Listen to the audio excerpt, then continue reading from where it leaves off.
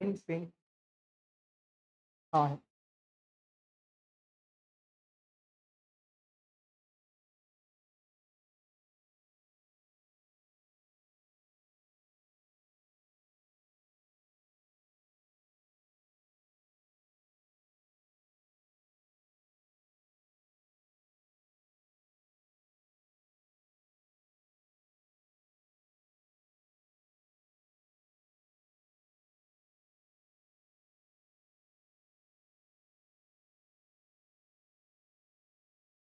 चलो let start. का बरं आज कमी जण दिसतात?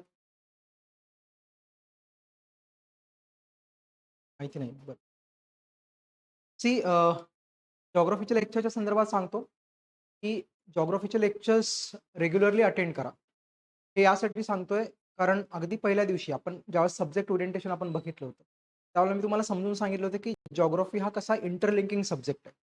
बरोबर आहे. तुम्ही एक टॉपिक, एक सब टॉपिक जर मिस केलात, तर पुढचे 3-4 टॉपिक्स किंवा सब टॉपिक्स तुम्हाला कळत नाहीत. अगदी डोक्यावरून जातात. बरोबर आहे. हे अगदी पॉलिटी किंवा इकॉनॉमिक्स सारखं नाहीये. एखादा पार्ट आपला स्किप जरी झाला, घरी जर आपण समजा वाचून घेतलं तरी ते होतं. जिओग्राफीचं तसं नाहीये. जिओग्राफी हा टिपिकली कन्सेप्च्युअल बेस्ड सब्जेक्ट आहे. त्याच्यामुळे कन्सेप्ट्स आहे. काल तुम्ही स्कॅटरिंग ऑफ द लाईट तुम्ही बघितलं. स्कॅटरिंगमध्ये कसं कन्सेप्ट आहे ती. बरोबर आहे की नाही? वरवर पाहता आपल्याला फक्त काय आपल्याला दिसतं, की बाबा डस्ट पार्टिकल स्कॅटरिंगमध्ये एक महत्त्वाचा रोल ते प्ले करत असतात. पण स्कॅटरिंग नेमकं होतं कसं? बरोबर आहे. नेमके हेच कलर का बरं बाहेर पडतात? बरोबर आहे. वेव्हलेंथचा काय रोल आहे? किंवा ट्रॅफिक सिग्नल्समध्ये आपण हेच कलर का बरं वापरतो? त्या सगळ्या गोष्टी आपण काल क्लिअर करून घेतलेल्या. So this is how the conceptual clarity should be there. बरोबर आहे. आणि कन्सेप्च्युअल क्लॅरिटी जर आपल्याला हवी असेल, तर जिओग्राफी हा रेग्युलरली अटेंड करण्याचा म्हणजे जिओग्राफीचे लेक्चर्स जर तुम्ही अटेंड करत असाल, तर ते रेग्युलरली करा. म्हणजे कधी इंटरमिटेंटली तुम्ही 2 दिवस येताय, 1 दिवस येत नाही, मग परत 2 दिवस येताय, परत 1 दिवस येत नाही. त्याच्याने काय होईल, तुम्हाला सब्जेक्ट तो कळणार नाही. बरोबर आहे. आणि मग वाटू शकतं मग, की बाबा मला हा सब्जेक्ट कळत नाही. तर मग समोरचा जो लेक्चर घेतोय, मग त्याच्याकडे काही फॉल्ट आहे का? असं पण ते कदाचित वाटू शकतं. बरोबर आहे. स्माईल केली तुम्ही म्हणजे काहीतरी झालंय असं दिसतंय. बरोबर आहे. काही झालंय का तसं? चलो फाईन. बरं आता मला विचारायचं आहे, की आता मला वाटतं आपलं एक 4थं-5वं लेक्चर असेल हे. बरोबर आहे. गोष्टी व्यवस्थित समजतायत, डिलिव्हर होतायत का नाही होत? स्लो होतंय खूप, खूप फास्ट होतंय? हे सांगा मला. स्लो होत असेल, तर आपण अजून स्लो करू. ठीक आहे. फास्ट होत असेल, तर अजून फास्ट करता येईल. ठीक आहे. समजलंय तुम्हाला मला काय नेमकं म्हणायचं. ठीक आहे. तसं काही आहे का? बरं. मराठी, इंग्लिश इश्यू अजूनही आहे का? नाही. ठीक आहे. चलो. फक्त फ्लोमध्ये मराठी बोलत असताना फ्लोमध्ये कदाचित फक्त मग मराठी येऊ शकतं माझ्या तोंडून. फ्लोमध्ये इंग्लिश जर आलं तर फक्त कंटिन्युअसली इंग्लिश येऊ शकतं. तिथं मात्र थोडंसं मला इंटरप्ट करा. की सर मला हे I I am expecting in English. बरोबर आहे. आणि मग तुम्ही मराठीतून बोलताय, मग मला ते माझ्यापर्यंत व्यवस्थित पोहचत नाही. So that I can change. ठीक आहे. किंवा मराठीतले जे आहेत, इंग्लिशमध्ये बोलत असताना त्यांना काही गोष्टी कळत नसतील, तर तसं सांगा. ठीक आहे. So let's start. सो एकदा रिवाइज करूयात. वी वर डिस्कसिंग और we have started the structure and the layers of the atmosphere and we have the 4 to 5 layers in the atmosphere. बरोबर आहे. कोणकोणते आहेत ते आपण काल बघितलं होतं. ट्रोपोस्फिअर, स्ट्रॅटोस्फिअर आहे, मेझोस्फिअर आहे, थर्मोस्फिअर आणि सगळ्यात बाहेरचा तो एक्झोस्फिअर आहे.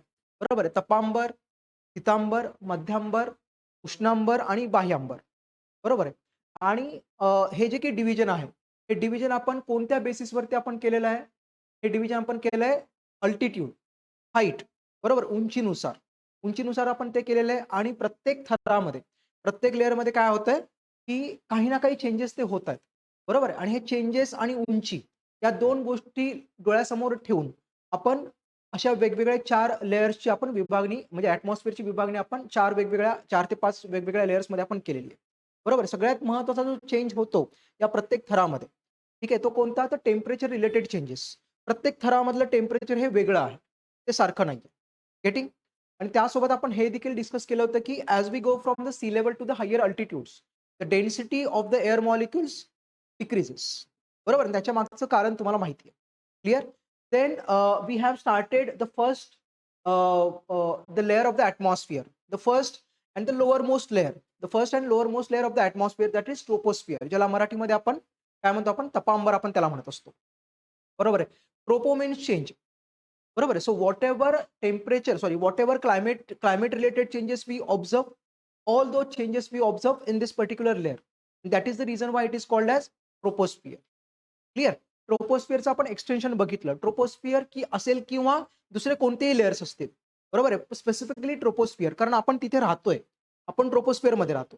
बरोबर आहे. आणि त्याच्यामुळे आपण काय म्हणतोय, येस, सो आपण म्हणतोय की बाबा द एक्सटेन्शन ऑफ द ट्रोपोस्फिअर, जो विस्तार आपण त्याला म्हणतोय, हा विस्तार सगळ्या लॅटिट्यूडवरती सारखा आहे का? तो नाही. On an average we have consider the extension of the troposphere up to 13 kilometers from the sea level or from the earth surface. Getting? But at the equator it is 18 kilometers, and at the poles it is 8 kilometers. And the reason behind it is what? The reason behind gravitational force पेक्षा आता सगळ्यात म्हणजे आपला सगळ्यात म्हणजे प्रमुख कारण आपल्या तोंडाने काय यायला पाहिजे आपल्या तोंडातून, तर कन्व्हेक्शनल करंट फ्लो. ग्रॅव्हिटेशनल फोर्स हा नंतर येईल. कालही मी तुम्हाला सांगितलं होतं ग्रॅव्हिटेशनल फोर्स हा मेजर कॉज नाहीये. बरोबर आहे. कारण आपण बघितलं होतं अगदी पहिल्या लेक्चरला की सेंटर ऑफ द अर्थ पासून इक्वेटर आणि सेंटर ऑफ द अर्थ पासून पोल्स यांच्यामधला डिस्टन्स जो आहे, भले डिस्टन्स कमी जास्त आहे पण ते खूप जास्त डिफरन्स नाहीये त्याच्यामध्ये. बरोबर आहे. त्याच्यामुळे gravitational force it is not the major cause, it is not the major reason. Clear? Major reason काय? The convectional current flow.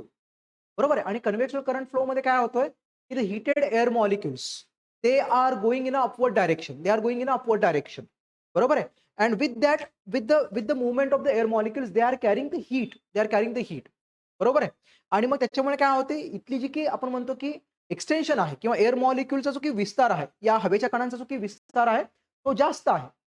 कारण हे कन्व्हेक्शनल करंट फ्लोनी काय होतं, हे सगळे वरती जातं. बरोबर आहे. That is the reason why at the equator the extension of the troposphere it is up to 18 kilometres. At the poles it is 8 kilometre. कारण तिथे कन्व्हेक्शनल करंट फ्लो एवढा चांगला नाहीये जेवढा इक्वेटरवरती आपल्याला पाहायला भेटतो. बरोबर आहे. आणि दुसरी महत्त्वाची गोष्ट काय, की पोल्सवरती ग्रॅव्हिटेशनल फोर्सचा इन्फ्लुएन्स कमी आहे, जास्त आहे. पोल्सवरती ग्रॅव्हिटेशनल फोर्सचा इन्फ्लुएन्स जास्त आहे. त्याच्यामुळे ते काय करतील, ग्रॅव्हिटेशनल फोर्स सगळ्याच्या सगळ्या एअर मॉलिक्युल्सना it compels to remain near the earth surface. Getting? चलो, एक्सटेन्शन आपण बघितलं होतं. नाव ही फिगर सगळ्या तुमच्या प्रत्येकाच्या नोटबुकमध्ये आहे. चलो, ही फिगर प्रत्येक वेळेला बघत राहायची आहे. Now coming to the next point. See, as we go from the earth surface और from the sea level to the higher altitudes. आता आपण वरच्या अल्टिट्यूडला आपण चाललोय. आपण सी लेवलला आहोत म्हणजे आपली हाईट कुठली आहे, समजा 0 आपण कन्सिडर करूया. हे दिसेल किंवा तुम्ही ऐकलं असेल, तुम्ही वाचलं असेल की जसं आपण उंचीनुसार आपण वरती जातो आपण, तसं काय होतं, टेम्परेचर कमी होत जातं. बरोबर, टेम्परेचर कमी होत जातं. बरोबर. आता हे टेम्परेचर कमी का होतं? टेम्परेचर का बरं कमी होत असेल? Because the density of the air molecules at the higher altitudes it is less. बरोबर आहे. बघा काय सांगण्याचा प्रयत्न करतोय मी.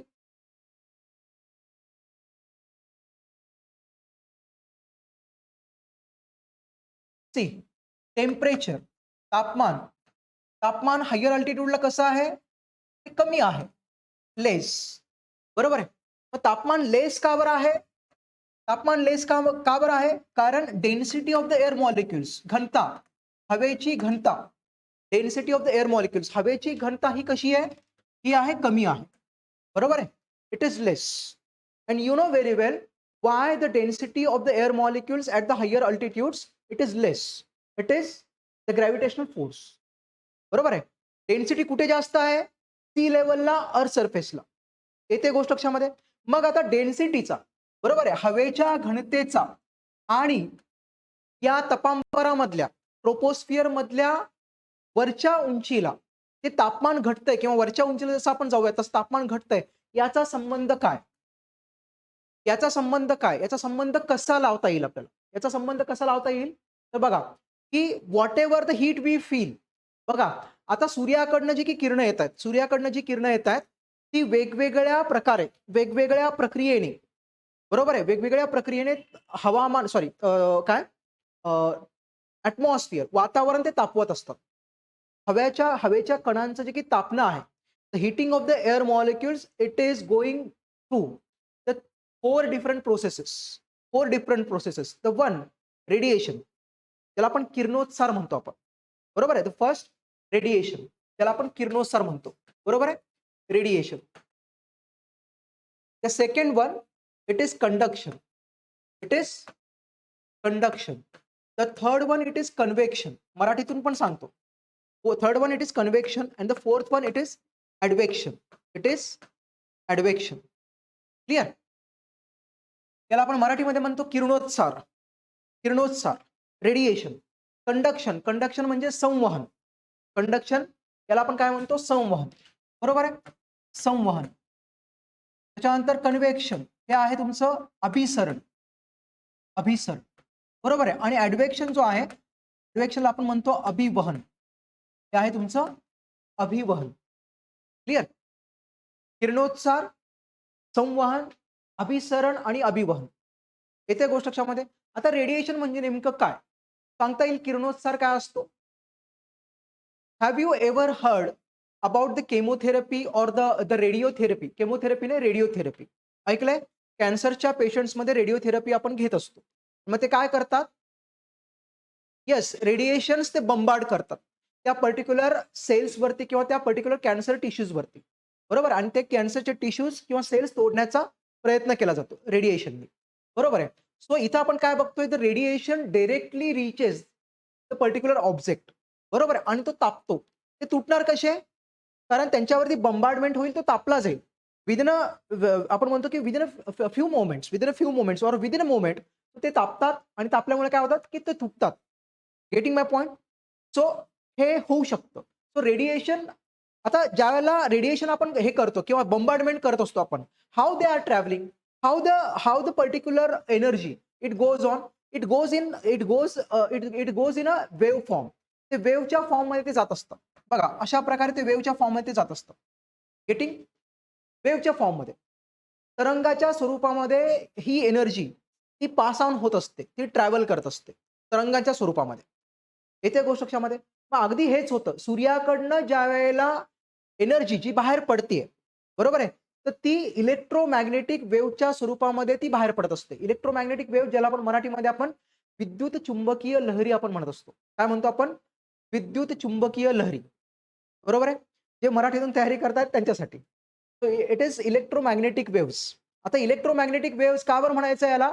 Because it is having the potential to create the electricity as well as magnetism. बरोबर आहे? म्हणजे एखाद्या गोष्टीमध्ये चुंबकाचे प्रिन्सिपल्स निर्माण करू शकते, एवढी ती एनर्जी आहे.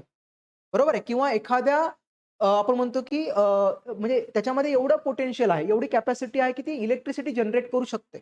इलेक्ट्रिसिटी जनरेट होते की नाही? आज आपण सोलार एनर्जी आपण वापरतोय. बरोबर? सोलार एनर्जी वापरतोय. म्हणजे 50 वर्षापूर्वी, 100 वर्षापूर्वी जर कोणी म्हटलं असतं की बाबा सोलार एनर्जी आपण वापरू, तर कदाचित कोणीतरी हसले असते. बरोबर? पण आज आपण सोलार एनर्जी वापरतोय आणि वेगवेगळ्या माध्यमातून ते वापरतोय. बरोबर आहे? म्हणजे इलेक्ट्रिसिटी जनरेट झाली आहे. बरोबर आहे? चुंबकीय तत्व त्याच्यातून निर्माण होतात का नाही होत? होतात की नाही? जर तुम्ही फिजिक्समध्ये किंवा तुमच्या एन-सी-आर-टी किंवा स्टेट बोर्डाच्या पुस्तकामध्ये the Fleming's left hand rule and right hand rule जर वाचला असेल, तर त्याच्यामध्ये तुम्हाला दिसेल की चुंबक म्हणजे आपण म्हणतो की कोणत्याही एनर्जीचा वापर करून चुंबकीय शक्ती कशी निर्माण केली जाते. त्या फ्लेमिंगच्या त्या left hand rule and right hand रूलमध्ये तुम्ही वाचू शकता ते. बरोबर आहे. सो हे पोटेन्शियल आहे सूर्याच्या त्या ऊर्जेमध्ये. बरोबर आहे. आता ही ऊर्जा ज्यावेळेला सूर्याकडनं बाहेर पडते, तर ती एका वेव्हच्या स्वरूपामध्ये, तरंगाच्या स्वरूपामध्ये ती बाहेर पडत असते. आणि हे तरंग कसे आहेत? These are the electromagnetic waves. येते गोष्ट लक्षामध्ये. अशा माध्यमातून देखील, रेडिएशनच्या माध्यमातून देखील हवेचे कण तापतात. रेडिएशनच्या माध्यमातून देखील हवेचे कण तापतात. याचं चांगलं उदाहरण जर द्यायचं झालं, बघा हिवाळ्याच्या दिवसामध्ये आपण शेकोटी करतो. बरोबर आहे? शेकोटी करतो. आता शेकोटी ज्यावेळेला करतो, त्यावेळेला आपण त्या शेकोटीच्या अगदी जवळ नाही बसत. थोडंसं डिस्टन्स ठेवून आपण बसतो. बरोबर आहे की नाही? म्हणजे अगदीच मला खूपच थंडी वाजते म्हणून चुलीवर नसतं बसायचं. येते गोष्ट लक्षामध्ये. तो आपण डिस्टन्स ठेवून थोडंसं बसत असतो. बरं, मग आता मला सांगा, आपल्यामध्ये आणि त्याच्यामध्ये, त्या शेकोटीमध्ये डिस्टन्स आहे. Still we feel warmness. ते कसं? रेडिएशन. त्याच्यातून जी बाहेर पडणारी एनर्जी आहे ती रेडिएशनच्या फॉर्ममध्ये, वेव्हच्या स्वरूपामध्ये ती आपल्यापर्यंत येते. बरोबर आहे? आणि मग आपल्या स्किनला, आपल्या टिश्यूजला, आपल्या आपण म्हणतो की आपले जे काही सेल्स आहेत ते तापायला सुरुवात होतात. Getting? So this is radiation. This is radiation. Conduction. कंडक्शननी तापतात एअर मॉलिक्युल्स. कन्व्हेक्शननी तापतात, ॲडव्हेक्शननी तापतात. हे आपण नंतर बघूयात. ठीक आहे? हे जे काही 3 आहेत ते नंतर बघूयात. सो एटमॉस्फिअर जे आहे, आता एटमॉस्फिअर हे वेगवेगळ्या प्रोसेसेसनी तापतं येते. बरोबर आहे? बरं आता मला सांगा, की आपल्या सूर्याकडनं म्हणजे समजा फॉर एक्झाम्पल, की समर सीझनमध्ये उन्हाळ्याच्या दिवसांमध्ये आपण बाहेर पडलो. बरोबर आहे? आणि मग आपलं देखील अंग तापतं बऱ्याच वेळेला. बरोबर आहे? जर टेम्परेचर जास्त असेल तर आपलंही अंग तापतं. मग आपलं जे अंग तापतंय हे कशामुळे तापतंय? रेडिएशनमुळे तापतंय? तर येस ऑब्व्हियसली रेडिएशनमुळे तापणारच आहे. पण in addition to that whatever the heat we feel, whatever the heat we feel, बरोबर आहे? So this is because of the air molecules. This is because of the air molecules. आता air मॉलिक्युलचा role कसा आहे? Yes, air मॉलिक्युलचा role कसा आहे? की समजा आपण एखाद्या रूममध्ये आहोत. आपण एखाद्या रूममध्ये आहोत. इथे सूर्याची किरणं डायरेक्टली आपल्या अंगावर पडत नाहीयेत. त्याच्यामुळे इथं रेडिएशन होतंय असं म्हणता येणार नाही. बरोबर आहे? पण पण पण suppose still we feel the warmness. बरोबर आहे? तरी आपल्याला थोडंसं जर गरमपणा जर जाणवत असेल, तर हे कशामुळे असू शकतं? It is because of the heated molecules they R travelling and they R coming in contact with our body. Coming in contact with our body. म्हणजे आपल्या बॉडी सोबत त्यांचा कॉन्टॅक्ट होतोय. बरोबर? आपल्या बॉडी सोबत त्यांचा कॉन्टॅक्ट होतोय. आणि मग आता हे जे काही एअर मॉलिक्युल्स आहेत, हे एअर मॉलिक्युल्स कसे आहेत? ते तापलेले आहेत. These are the heated molecules. आता हीटेड मॉलिक्युल जर आपल्या अंगावरती जर बसत असतील, बरोबर आहे? मग तिथे कंडक्शनची प्रोसेस होईल की नाही? कंडक्शनची प्रोसेस होईल की नाही? कंडक्शनची प्रोसेस म्हणजे काय? It is a transfer of heat from higher temperature body to the lower temperature body. बरोबर आहे? When there is a physical contact between the 2 objects. ज्यावेळेला 2 ऑब्जेक्ट्समध्ये ज्यावेळेला भौतिक म्हणजे संबंध येतो, फिजिकल ज्यावेळेला कॉन्टॅक्ट येतो, त्यावेळेला हायर टेम्परेचर बॉडीकडनं लोअर टेम्परेचर बॉडीकडे एनर्जी किंवा हीट ती ट्रान्सफर होत असते. बरोबर आहे? So whatever the heat we feel it is mainly because of the contact of the air molecules. येते गोष्ट लक्षामध्ये? आता बघा अजून एक उदाहरण सांगतो. हिवाळ्याचे दिवस आहेत. हिवाळ्याच्या दिवसांमध्ये तुम्ही बाहेर पडलेला आहात. बरोबर आहे? सूर्य आहे. बरोबर आहे? सूर्याकडनं किरणं येतायत. ते आपल्या अंगावर पडतायत. जे रेडिएशनची प्रोसेस होतीये, पण still we feel cold. Still we feel cold. It is mainly because of the air molecules. It is mainly because of air molecules. कारण तो सीझन कसा आहे? तो सीझन हिवाळ्याचा. जेवढी इंटेन्सिटी सूर्याच्या किरणांची उन्हाळ्याच्या दिवसांमध्ये असते, तेवढी ती हिवाळ्याच्या दिवसामध्ये नसते. त्याच्यामुळे एअर मॉलिक्यूल जास्त तापत नाहीत. आणि एअर मॉलिक्यूल जर जास्त तापत नसतील, तर ते कसे असतील? तर थंड असतील. आणि ज्यावेळेला थंड एअर मॉलिक्युल्स आपल्या बॉडीवरती येऊन बसतील, त्यावेळेला ते काय देतील आपल्याला? कोल्डनेस देतील. ते थंडावा देतील. येते का गोष्ट लक्षामध्ये? So whatever the heat we feel, whatever the heat we feel it is mainly because of the contact of the air molecules. Getting? बरोबर आहे? मग हे एअर मॉलिक्युल्स काय करतायत? What is the main role of the air molecules in the atmosphere? 2 roles.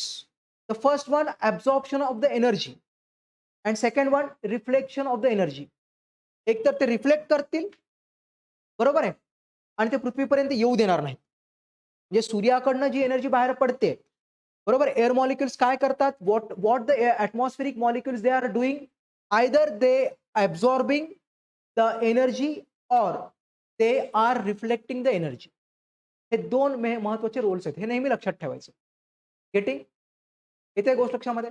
बरं आता मला सांगा, की as we are going to the higher altitudes, as we are going to the higher altitudes from the sea level, what we observe? The density of the air molecules decreases.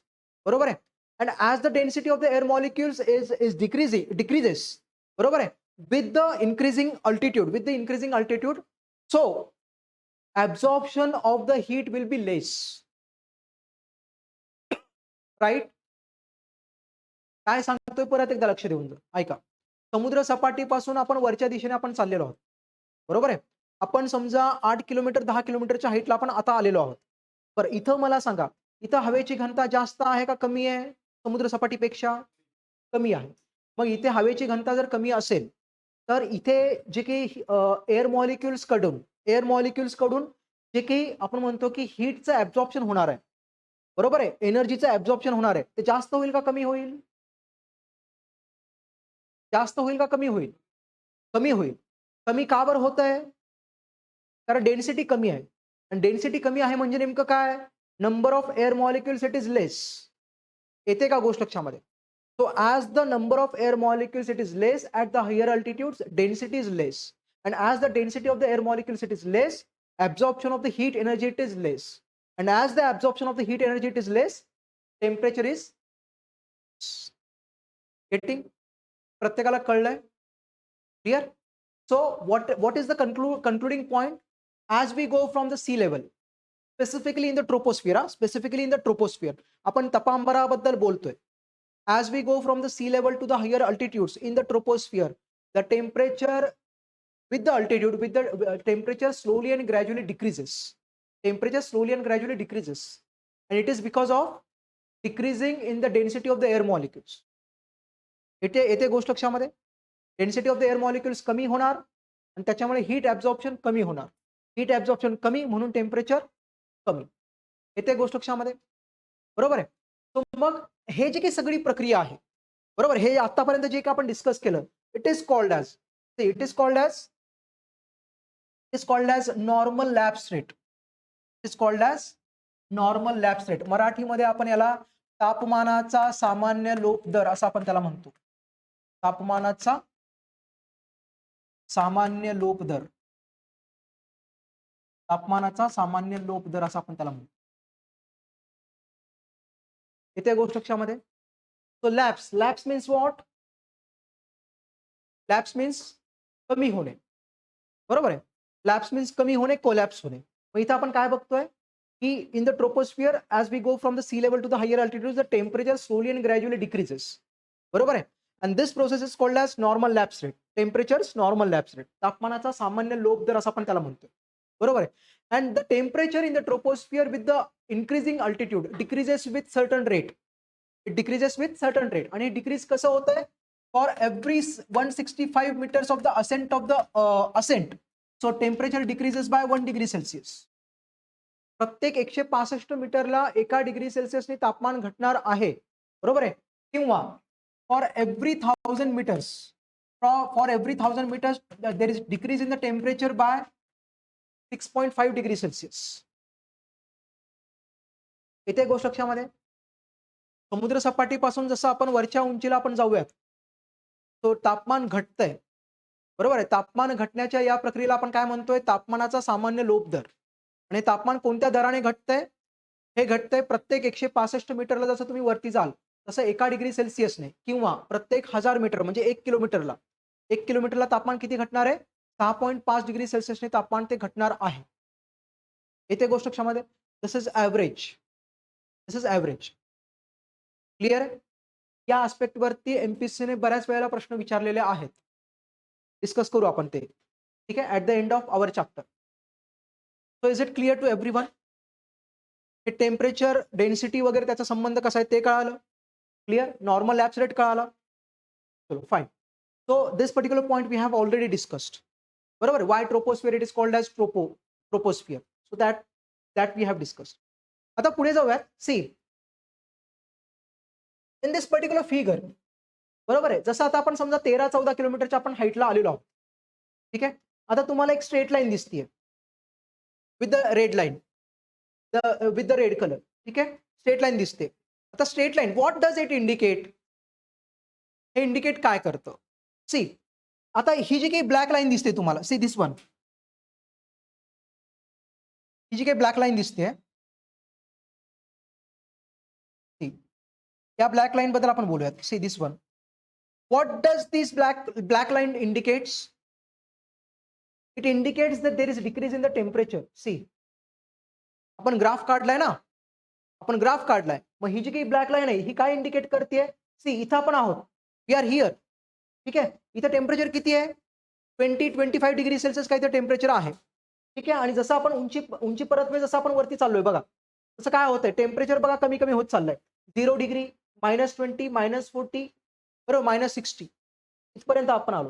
म्हणजे आपण 13-14 किलोमीटरच्या हाईटला ज्यावेळेस आपण येतोय त्यावेळेला टेम्परेचर -60 पर्यंत जाऊन पोहोचतंय ते, बरोबर आहे. -60 डिग्री सेल्सिअस पर्यंत जाऊन पोहोचतंय. तुम्ही लगेच त्या नॉर्मल लॅप्स रेट सोबत तुम्ही लगेच कॅल्क्युलेट करू शकता तुम्ही. बघा कसं करायचंय. सो फॉर एव्हरी 1000 मीटर्स बघा प्रत्येक 1 किलोमीटरला टेम्परेचर कितीने कमी होतंय? 6.5 डिग्री सेल्सियसने. तर मग आपण 13-14 किलोमीटरच्या आपण हाईटला आहोत. तर मग टेम्परेचर कितीने कमी होईल? करा कॅल्क्युलेट आणि सांगा मला.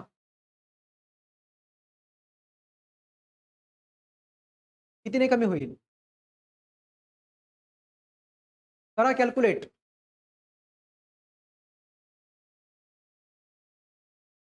बरोबर आहे? म्हणजे 60 त्या जवळपास आहे ते. हो का नाही? कॅल्क्युलेट करण्याची गरजच नाहीये. 13चा पाढा बोला. हां, 70-80 बरोबर आहे. म्हणजे आपल्याला मायनसमध्ये आता जावं लागेल. सो इथपर्यंत ते टेम्परेचर डिक्रीज होतंय. So this is normal lapse rate. मग आता आपण इथे आहोत. So the temperature it is -60 clear and see now the red line. आता रेड लाईन इंडिकेट काय करतीये? So red line indicates there is a certain area बरोबर there is a certain area after where the troposphere is now ending. जिथं आता ट्रोपोस्फिअर संपतोय बरोबर आहे. तिथे दुसरा आता लेयर सुरू होणार आहे. बरोबर आहे. दुसरी लेयर आता सुरू होणार आहे आणि दुसरी लेयर सुरू होण्याच्या आधी आणि ट्रोपोस्फिअर संपत असताना बरोबर आहे. सर्टन अल्टिट्यूड पर्यंत असा एक एरिया राहतो तिथे टेम्परेचर स्टॅटिक राहतं. Where the temperature remains constant. It is neither increasing nor decreasing. बरोबर it is neither decreasing nor increasing. तो एक स्टॅटिक एरिया राहतो. बरोबर आहे. and this particular static area it is called as tropopause. It is called as tropopause. आपण त्याला tropopause असं आपण त्याला म्हणतो. It is called as tropopause. मराठीमध्ये आपण याला म्हणतोय तपस्तब्धी. बरोबर आहे. पॉज सी प्रत्येक जॉग्राफीची म्हणजे काय म्हणतो आपण की चांगली गोष्ट ही आहे की जॉग्राफी आपल्याला म्हणजे सांगते की माझा अर्थ हे आहे. ते फक्त आपण समजून घ्यायला पाहिजे. बरोबर आहे. सी इथं हे 2 शब्द आहेत त्यांना तोडा त्या 2 शब्दांना आणि प्रत्येक दोन्ही शब्दाचा वेगवेगळा अर्थ म्हणजे लावा त्याचा. अर्थ लावल्यानंतर परत ते अर्थ एकमेकांना जोडा. म्हणजे तुम्हाला ती टर्मिनॉलॉजी किंवा ती कन्सेप्ट कळते. बरोबर आहे. What do you mean by pause? What is difference between stop and pause? Yes, exactly. Pause means to stop for a while. काही वेळासाठी थांबणे. पूर्णपणे थांबतोय का? नाही. पूर्णपणे जर थांबला असता तर त्याला आपण स्टॉप असं म्हटलं असतं. बरोबर. It is pause. It is pause. याचा अर्थ काय होतो? सी हिअर टेम्परेचर हॅज आपण म्हणतो की स्टॉप फॉर अ व्हाईल. बरोबर. टेम्परेचर म्हणजे इन्क्रीज इन टेम्परेचर और decrease in temperature. It is stop for a while. काही वेळासाठी ते थांबलेलं आहे. बरोबर आहे. So that is the meaning of pause. That is the meaning of the pause. मराठीमध्ये आपण याला स्तब्धी म्हणतो. स्तब्ध राहणे काही वेळासाठी. Clear? So it is pause. Clear? And then there is a start of the next layer that is called as stratosphere. मग नंतर तुमचा सुरू होतोय स्थितांबर. मग नंतर सुरू होतोय तुमचा स्थितांबर. येते गोष्ट लक्षामध्ये. आणि बघा आता तुम्हाला आता हा ग्राफ कळालेला असेल आणि या ग्राफ थ्रू तुम्हाला समजलं असेल की जसं आता आपण स्ट्रॅटोस्फिअर मध्ये एंटर करूयात तसं टेम्परेचर परत वाढतंय. येते गोष्ट लक्षामध्ये. जसं तुम्ही मेझोस्फिअर मध्ये एंटर कराल तसं टेम्परेचर परत कमी होतंय. जसं तुम्ही थर्मोस्फिअर मध्ये एंटर कराल तसं टेम्परेचर परत वाढायला सुरुवात होते. बरोबर आहे. आणि प्रत्येक एक लेअर संपल्यानंतर तिथे पॉजचा एरिया आहे बघा. प्रत्येक लेअर संपल्यानंतर तिथे एक पॉजचा एरिया आहे. बरोबर आहे. जसं ट्रोपोपॉज आहे तसं स्ट्रॅटोपॉज आहे. मेझोपॉज आहे. बरोबर आहे. So after or at the end of the every layer, so there is a pause area. Now my question is, why the pause area comes?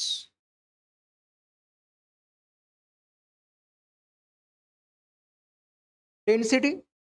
No. बघा आता डेन्सिटीचा विचार जर केला, आता तुम्ही या अल्टिट्यूडला आलात. समजा इथे आहात तुम्ही.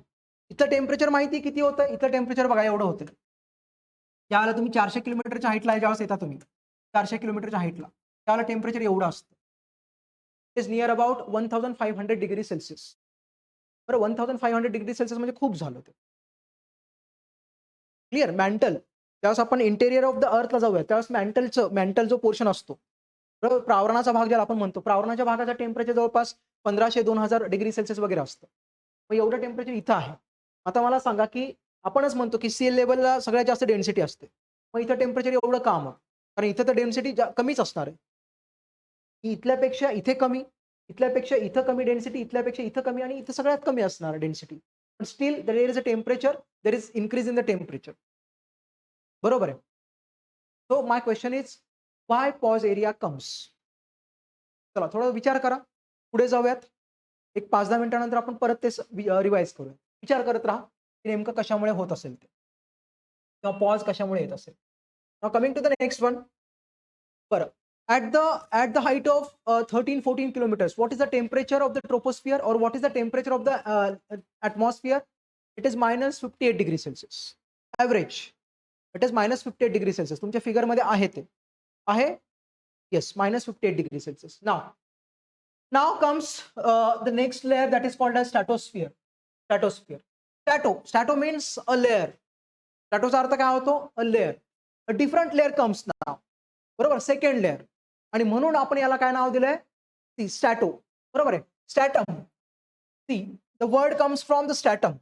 हा जो काही शब्द आहे तो स्टॅटम वर्ड आहे. Stratum. Stratum and stratum means is a layer, the another layer of the atmosphere. Another layer of the atmosphere. त्याच्यामुळे आपण या लेअरला आपण काय म्हणतोय? स्ट्रॅटोस्फिअर आपण म्हणतोय. मराठीमध्ये आपण याला म्हणतोय स्थितांबर. आपण काय म्हणतोय? स्थितांबर.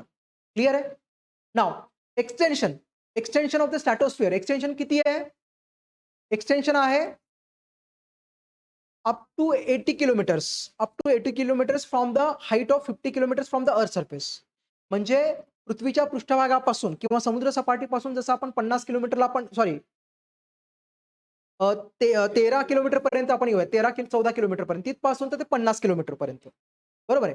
मिस्टेकनली मी 80 किलोमीटर म्हणालो. 80 किलोमीटर नाही येते. सांगण्याचा प्रयत्न हे करतोय की समुद्र सपाटीपासून from the sea level we are coming at the height of 13 kilometres. आणि मग तिथून किती आहे? 50 kilometres of the height.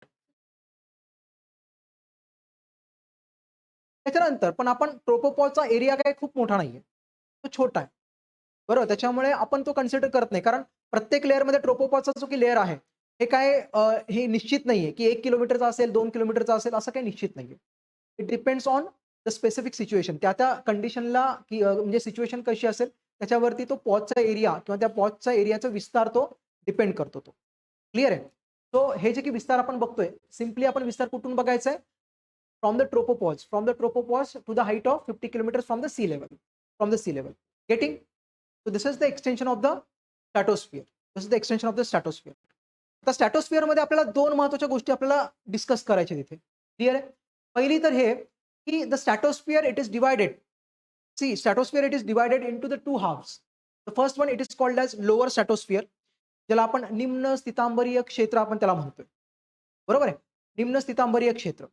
And the upper स्ट्रॅटोस्फिअर, उच्च. बरोबर. उच्च स्थितांबरीय क्षेत्र. मराठीमध्ये उच्च स्थितांबरीय क्षेत्र, निम्न स्थितांबरीय क्षेत्र आणि उच्च स्थितांबरीय क्षेत्र. क्लिअर आहे? चलो. मग आता लोअर ॲटमॉस्फिअर किंवा लोअर स्ट्रॅटोस्फिअरचं वैशिष्ट्य काय? So lower stratospheric region, it provides the ideal conditions for the jet planes to fly. बरोबर आहे? ते काय करतंय? लोअर स्ट्रॅटोस्फिअर कुठून कुठपर्यंत आहे? बघा, लोअर स्ट्रॅटोस्फिअरचा एक्सटेन्शन सांगतो तुम्हाला मी. It is up to from 13 kilometres और from where the troposphere ends to 25 kilometres on an average 25 kilometres. बरोबर आहे? साधारणपणे हा तुमचा निम्न स्थितांबरीय क्षेत्राचा प्रदेश आहे. निम्न स्थितांबरीय क्षेत्राचा हा प्रदेश. त्याचं एक्सटेन्शन काय? 13 किलोमीटर पासून ते 25 किलोमीटर पर्यंत. अँड दिस एरिया और this region provides an ideal conditions for the jet planes to fly. Jet प्लेन्सनी प्रवास करायचा असेल त्यांना तर ते इथून करतात. या हाईटवरनं ते करत असतात. बरोबर आहे? हा प्रश्न UPSC पूर्व परीक्षेला 2011 साली विचारलेला आहे. 2011 साली. बरोबर. आता मला सांगा, why it provides an ideal condition for the jet planes to fly? का? बघा, jet planes how jet planes differ from the other planes ज्याच्यातून गरीब लोक प्रवास करत असतात. येस, जेट प्लेन्सचं वैशिष्ट्य आहे स्पीड. एक optimum speed jet planes maintain करतात. बरोबर आहे? जे की बाकीचे जे की आपण म्हणतो की लोअर हाईटवरनं जे प्लेन्स फ्लाय करत असतात त्यांच्यापेक्षा जेट प्लेनची स्पीड जास्त असते किंवा त्यांना जास्त स्पीड मेंटेन करावी लागते ती. येते गोष्ट लक्षामध्ये. आता मला सांगा, की जेट प्लेन्सना जर जास्त स्पीड मेंटेन जर करायची असेल, मग त्यांना काय लागेल? येस, क्लिअर वेदर लागेल. म्हणजे अडथळे नकोयत. बरोबर आहे. एटमॉस्फिअरमध्ये कोणत्याही प्रकारचे अडथळे नकोयत. आणि अडथळे कोण आणतं? अडथळे स्पेसिफिकली आणतात क्लाउड्स. ढग ते आणत असतात. बरोबर. तुम्ही बघा कधीही म्हणजे खास करून पावसाळ्याच्या दिवसांमध्ये ज्यावेळेला ढग म्हणजे अगदी म्हणतो थंडरस्टॉर्म लाइक कंडिशन्स येतात. बरोबर आहे. खूप जास्त पाऊस पडत असतो. त्यावेळेला बरेच प्लेन्स डिले होतात. बरेच प्लेन्स कॅन्सल होतात. बरेच प्लेन्सना आपण म्हणतो की इमर्जन्सी लँडिंग त्यांना करावे लागते. बरोबर आहे की नाही? हे कशासाठी? अडथळे अव्हॉइड करण्यासाठी. अडथळे अव्हॉइड करण्यासाठी. मग अडथळे जर अव्हॉइड करायचं असेल जेट प्लेन्सना, मग त्यांनी कुठून उडायला पाहिजे? वरच्या हाईटवरनं उडायला पाहिजे. वरच्या हाईटवरनं का बरं उडायला पाहिजे? कारण जिथे अडथळे कमीत कमी असतात. बरोबर आहे. आता आपण कोणत्या हाईटवरती आहोत आपण? आपण आहोत या हाईटमध्ये. 13-25 किलोमीटरच्या हाईटला आपण आलेलो आहोत. बरोबर आहे. आता इथे मला सांगा, इथे क्लाउड फॉर्मेशन जास्त असेल का? ढगांची निर्मिती इथे जास्त होईल का? नाही. ढगांची निर्मिती किंवा हवामानाशी संबंधित जे काही घटना आपण बघतो, त्या सगळ्या कुठे आपण ऑब्झर्व्ह करतो मोस्टली? ट्रोपोस्फिअरमध्ये. Yes, exactly. बरोबर. ट्रोपोस्फिअरमध्ये ऑब्झर्व्ह करत असतो. त्याच्यामुळे या हाईटला क्लाउड फॉर्मेशन कमीत कमी असेल. क्लाउड फॉर्मेशन कमीत कमी म्हटल्यानंतर काय होईल, की इथे पावसाची शक्यता कमीत कमी असणार आहे. बरोबर आहे. आणि मग अडथळे कमीत कमी असणार आहे आणि अडथळे जर कमीत कमी असतील, तर जेट प्लेन्सना इथून प्रवास करायला काहीच अडचण राहणार नाही. त्यांना त्यांची एक ऑप्टिमम स्पीड त्यांना मेंटेन करता येईल ती. गेटिंग? येते का गोष्ट लक्षामध्ये? क्लिअर झालंय? तुम्ही बघितलत कधी? जेट प्लेन्स फ्लाय करत असतात आणि त्यांच्या मागे ती शेपूट लागते, पांढऱ्या कलरची. लहानपणी आपण त्याला रॉकेट म्हणायचो. बरोबर. मी स्वतः म्हणायचो. बरोबर आहे. रॉकेट म्हणायचो. पण ते रॉकेट म्हणजे ते रॉकेट नसतात. ते जेट प्लेन्स असतात. And why the white trail it leaves behind. White trail बरं आणि व्हाईट ट्रेल सुरुवातीला ती अगदी स्पष्ट दिसते. नंतर ती विरळ होत जाते. नंतर ती विरळ होत जाते. का बरं नंतर विरळ होते? लगेच विरळ का बरं होत नाही? What is that white trail? ती व्हाईट ट्रेल नेमकी आहे काय? काय असते व्हाईट ट्रेल? येस, एक्झॉस्ट आहे तो. एक्झॉस्ट आहे. बरोबर आहे. जेट प्लेन्समध्ये जे काही फ्युअल यूज करत असतील, तर ऑब्व्हियसली ते एक्झॉस्ट पण बाहेर पाडेल का नाही? आपण टू व्हीलर चालवतो, आपण फोर व्हीलर चालवतो. आपल्या त्या आपण म्हणतो की सायलेन्सरमधनं देखील आपला एक्झॉस्ट बाहेर पडतो की नाही? येस, ऑब्व्हियसली बाहेर पडतो. मग तो आपल्याला का दिसत नाही? तो एवढा जास्त वेळ का दिसत नाही आपला? Yes, exactly. कारण आपण जिथे राहतोय तिथे हवा खूप जास्त आहे. डेन्सिटी खूप जास्त आहे. हवेची मूव्हमेंट चांगली आहे आणि हवेची मूव्हमेंट काय करेल या एक्झॉस्टला एका ठिकाणी थांबू देणार नाही. ती त्याला स्प्रेड करण्याचा प्रयत्न करेल. आपण आता कोणत्या हाईटला आहोत? या हाईटला. मग आता या हाईटला काय density of the air molecules it is less. Density of the air molecule जर कमी जर असेल, तर हवेची मूव्हमेंट एवढी चांगल्या प्रकारे होईल का? नाही होणार. बरोबर आहे. आणि हवेची मूव्हमेंट जर एवढ्या चांगल्या प्रकारे जर होत नसेल किंवा हवेचं प्रमाण जर जास्त नसेल, तर ते व्हाईट ट्रेल जे सोडतात किंवा एक्झॉस्ट जो सोडतो, ते लगेच स्प्रेड होईल का?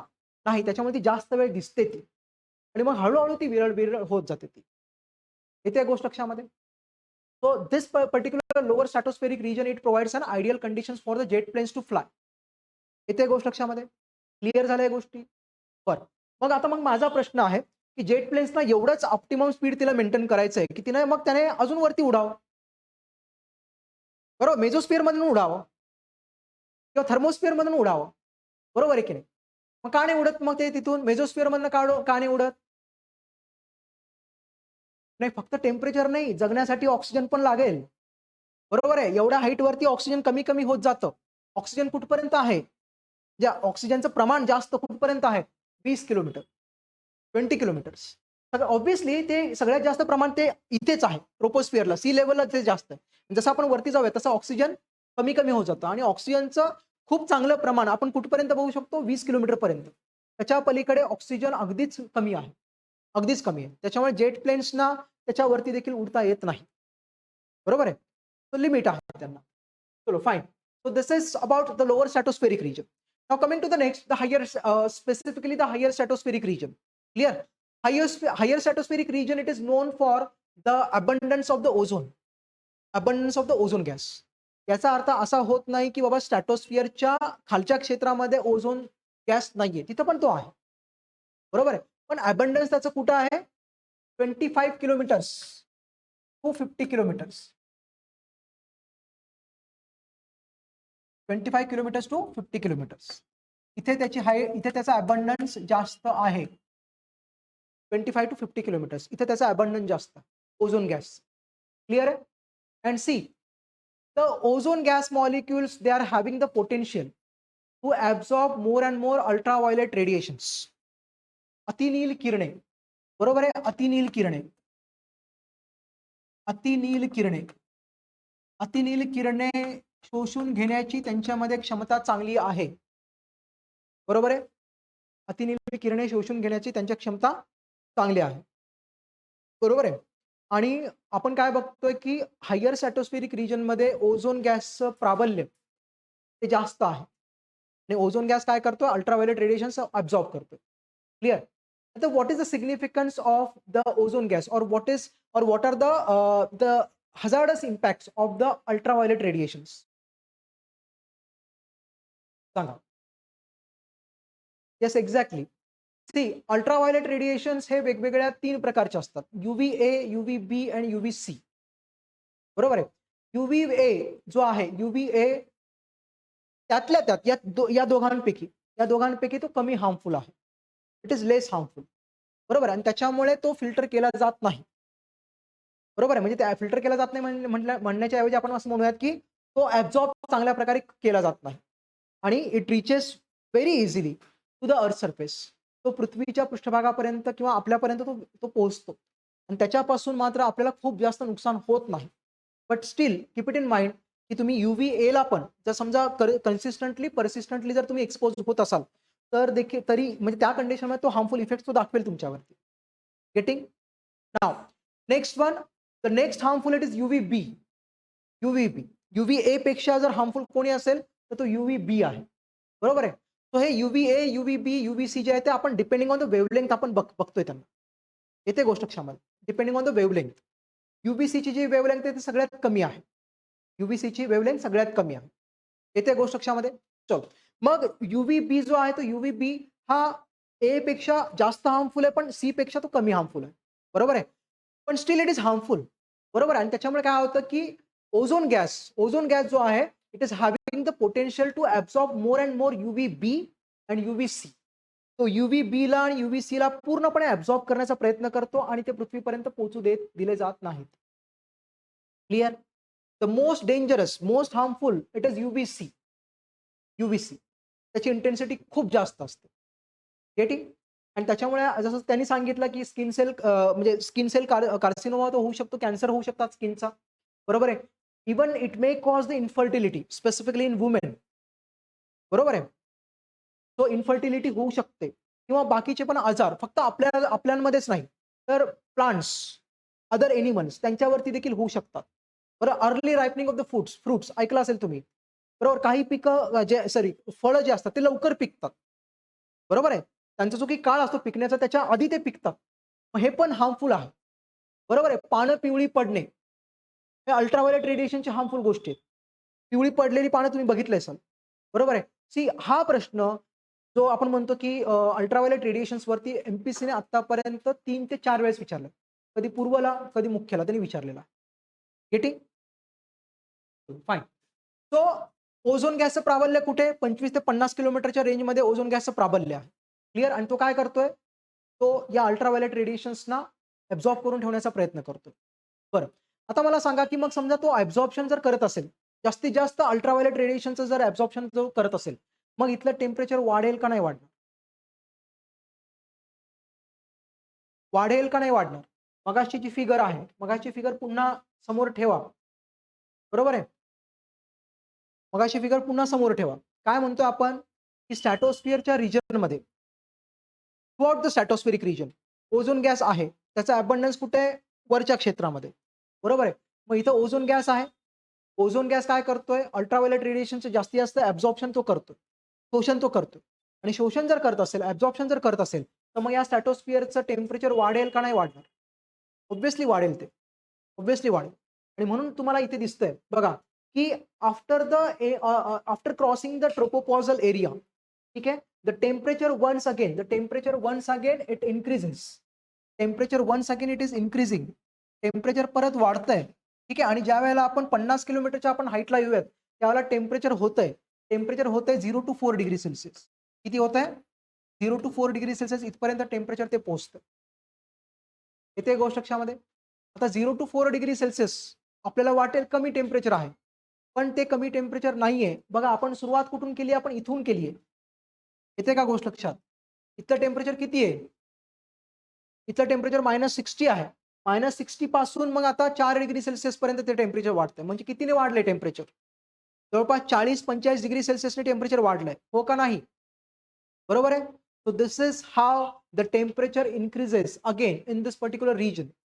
Though the density of the air molecules it is less here in comparison with this. बरोबर आहे, इथल्यापेक्षा इथलं density of the air molecules कमी आहे, पण तरी देखील इथलं टेम्परेचर वाढतंय. ते कशामुळे वाढतंय? Because of the absorption of more and more ultraviolet radiations by the ozone gas molecules. By the ozone gas molecules. येते गोष्ट लक्षामध्ये? क्लिअर आहे? So, आपण जिथे राहतोय तिथे ओझोन गॅस आहे का? आपण इथे राहतोय ट्रोपोस्फिअरमध्ये. इथं ओझोन गॅस आहे? आहे. ठीक आहे, पण त्याचं प्रमाण अतिशय कमी आहे. इथल्यापेक्षा. इथल्यापेक्षा इथलं प्रमाण अतिशय कमी आहे. इथे ओझोन गॅस आहे, येस तो तिथेही आहे. पण इथं पण आपण जर बघितलं तर टेम्परेचर ओझोन गॅसचं प्रमाण हे कमी आहे. इथं देखील ओझोन गॅसचं प्रमाण कमी आहे. मग आता माझा प्रश्न आहे, ठीक आहे, it is homework for you. मग ओझोन गॅसचं प्रमाण आपल्याला इथंच एवढं का जास्त दिसतं? ठीक आहे. आय डोंट नो की हा असा प्रश्न म्हणजे तुमच्या येणाऱ्या परीक्षेमध्ये विचारतील, नाही विचारतील, आय डोंट नो. बरोबर आहे. पण विचार करण्याची गोष्ट आहे की बाबा इथेच का? इथेच याचं अबंडन्स एवढं का? So it is homework for you. Clear?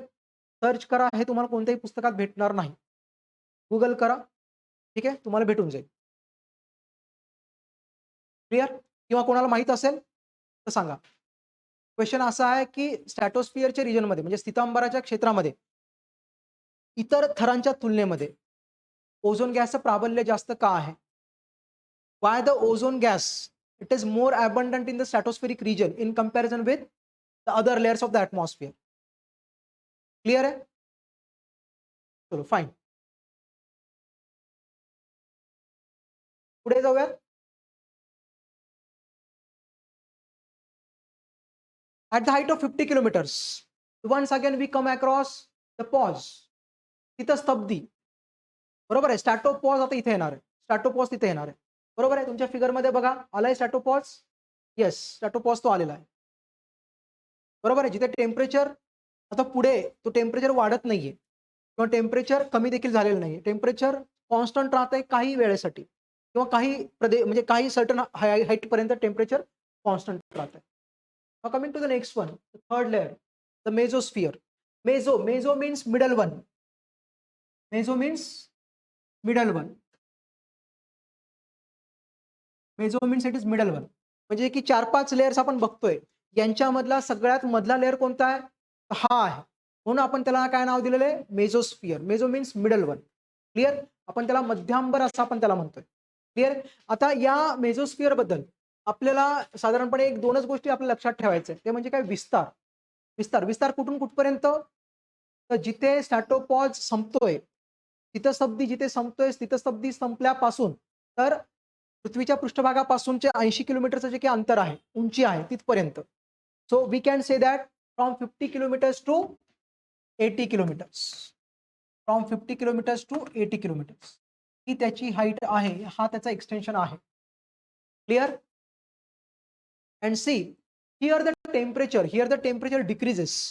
ज्यावेळेला आपण 50 किलोमीटर क्रॉस करून ज्यावेळेला 80 किलोमीटर पर्यंत 80 किलोमीटरच्या हाईटला आपण येऊयात, त्यावेळेला टेम्परेचर बघा किती होतंय. टेम्परेचर -90 डिग्री सेल्सिअस पर्यंत पोहोचलेलं आहे. सी -90 डिग्री सेल्सिअस पर्यंत टेम्परेचर पोहोचलेलं आहे. See here. इथे आपण आहोत. वी आर हिअर नाव.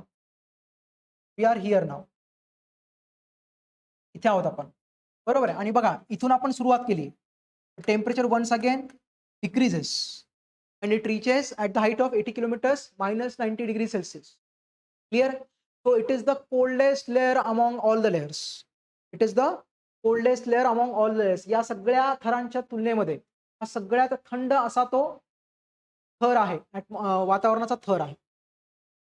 इथे गोष्ट लक्षामध्ये वातावरणाचा थर हा म्हणजे या सगळ्या थरांमध्ये हा कोल्डेस्ट असण्याचं काय कारण आहे? The density of the air molecules. Density of the air molecules. कारण इथे घनता ट्रोपोस्फिअरच्या तुलनेमध्ये, स्ट्रॅटोस्फिअरच्या तुलनेमध्ये हवेची घनता इथं अतिशय कमी आहे. अतिशय कमी आहे. इथे गोष्ट लक्षात. Clear? Then at the height of 80 kilometers we come across again the pause area. The pause area, that is mesopause. That is mesopause. इथे गोष्ट लक्षात. That is mesopause. चलो fine. 3 layers झालेत. Now coming to the next one, the thermosphere. The thermo name itself suggests what exactly it is. Thermo means, yes, thermo means heat, temperature. बरोबर आहे. Thermo means heat. Thermo means heat. म्हणजे काय, इथं temperature खूप जास्त वाढतंय. इथं temperature खूप जास्त वाढतंय. नाव फर्स्ट ऑफ ऑल एक्सटेन्शन, विस्तार कुठून कुठपर्यंत आहे. इथे मेझोपॉज संपतोय. मेझोपॉज संपल्यापासून तर ते पृथ्वीच्या पृष्ठभागापासून जे की 400 किलोमीटरचं अंतर आहे ते, म्हणजे आपण सरळ आपण म्हणू शकतो फ्रॉम 80 किलोमीटर्स टू 400-500 किलोमीटर्स पर्यंत. बरोबर आहे. हा त्याचा विस्तार आहे. हा त्याचा विस्तार आहे. क्लियर है? चलो now, so as we are going from 80 kilometers of the height to the 400 kilometers, 500 kilometers of the height, so there are, see, पुन्हा एकदा आपण त्या गोष्टी आपल्यासाठी रिवाइज करूयात. Density of the air molecules it is less. या क्षेत्रामध्ये हवेची घनता कमी आहे, खूपच कमी आहे. बरोबर आहे. But there are certain gases molecules, there are certain specific gases molecules which have the potential to absorb more and more X-rays, which have the potential to absorb more and more X-rays. क्ष किरणे, X-rays absorb करण्याची क्षमता इथल्या gaseous molecules मध्ये आहे. बघा, मुळातच हवेची घनता इथं कमी आहे. हवेची घनता कमी म्हणजे इथे वेगवेगळ्या वायूंची घनता देखील कमीच असणार आहे. पण काही स्पेसिफिक गॅसेस मॉलिक्युल्स आहेत, लाईक हेलियम. बरोबर, लाईक हेलियम, लाईक आर्गॉन, त्यांचं प्रमाण इथं खूप जास्त आहे. बरोबर, इतर गॅसेस मॉलिक्युलच्या तुलनेमध्ये त्यांचं पोटेन्शियल काय, त्यांची क्षमता काय, ते एक्सरेज, क्ष किरणांचं जास्तीत जास्त ऍब्झॉर्प्शन, शोषण ते करू शकतात. बरोबर आहे. क्ष किरणे, X-rays, what are the hazardous impacts of the X-rays, or what is the significance of the X-rays? क्ष किरणांचा रोल काय? क्ष किरण वापरताय कधी? येस, कुठे वापरतो आपण? हॉस्पिटल्समध्ये एक्सरे काढायला जातो आपण. बरोबर आहे. हाड तुटलं आपलं, बरोबर आहे, चाललो आपण एक्सरे काढायला. बरोबर आहे. आता मला सांगा, एक्सरे काढत असताना कधी तुम्ही त्या टेक्निशियनला बघितलंय? काय घालतो तो कपड्यांशिवाय? हा, त्यांचा तो एक काय म्हणतो आपण की एक प्रोटेक्टिव्ह ते कोट त्यांचा असतो तो, आणि ते घालूनच ते एक्सरे काढत असतात. बरोबर आहे का? एक्सरेचा दुष्परिणाम काय होतो? एक्सरेचा दुष्परिणाम समजा consistently persistently if we are exposed to the X-rays, बरोबर आहे, वेगवेगळे हजार्डस इम्पॅक्ट्स आपल्या शरीरावरती होऊ शकतात. बरं, it may cause the ulcers of the इंटेस्टाईनचा अल्सर ते करू शकतात. बरोबर आहे. कॅन्सर, पुन्हा एकदा कॅन्सर ते कॉज करू शकतात. असे वेगवेगळे एक्सरेचे दुष्परिणाम आहेत. बरोबर आहे. आणि स्पेसिफिकली मेल इन्फर्टिलिटी होऊ शकते मेल्समध्ये. एक्सरेजमुळे मेल्स इन्फर्टिलिटी ती होऊ शकते. गेटिंग? आणि म्हणून बघा, टेक्निशियन तुम्ही एकदा एक्सरे काढताना निघून जाता, पण टेक्निशियनला पूर्ण दिवसभर तिथे राहावं लागतं. आणि ऍक्सिडेंटली समजा जर तो एक्सपोजर झाला तर त्याच्यावरती दुष्परिणाम लवकर होऊ शकतात, आणि त्याच्यामुळे ते प्रोटेक्टिव्ह कव्हर वगैरे ते घालत असतात. बरोबर आहे. सो हे आता गॅसेस मॉलिक्युल जे आहेत ते थर्मोस्फिअरमध्ये ते काय करतात? They are absorbing more and more X-rays. Clear?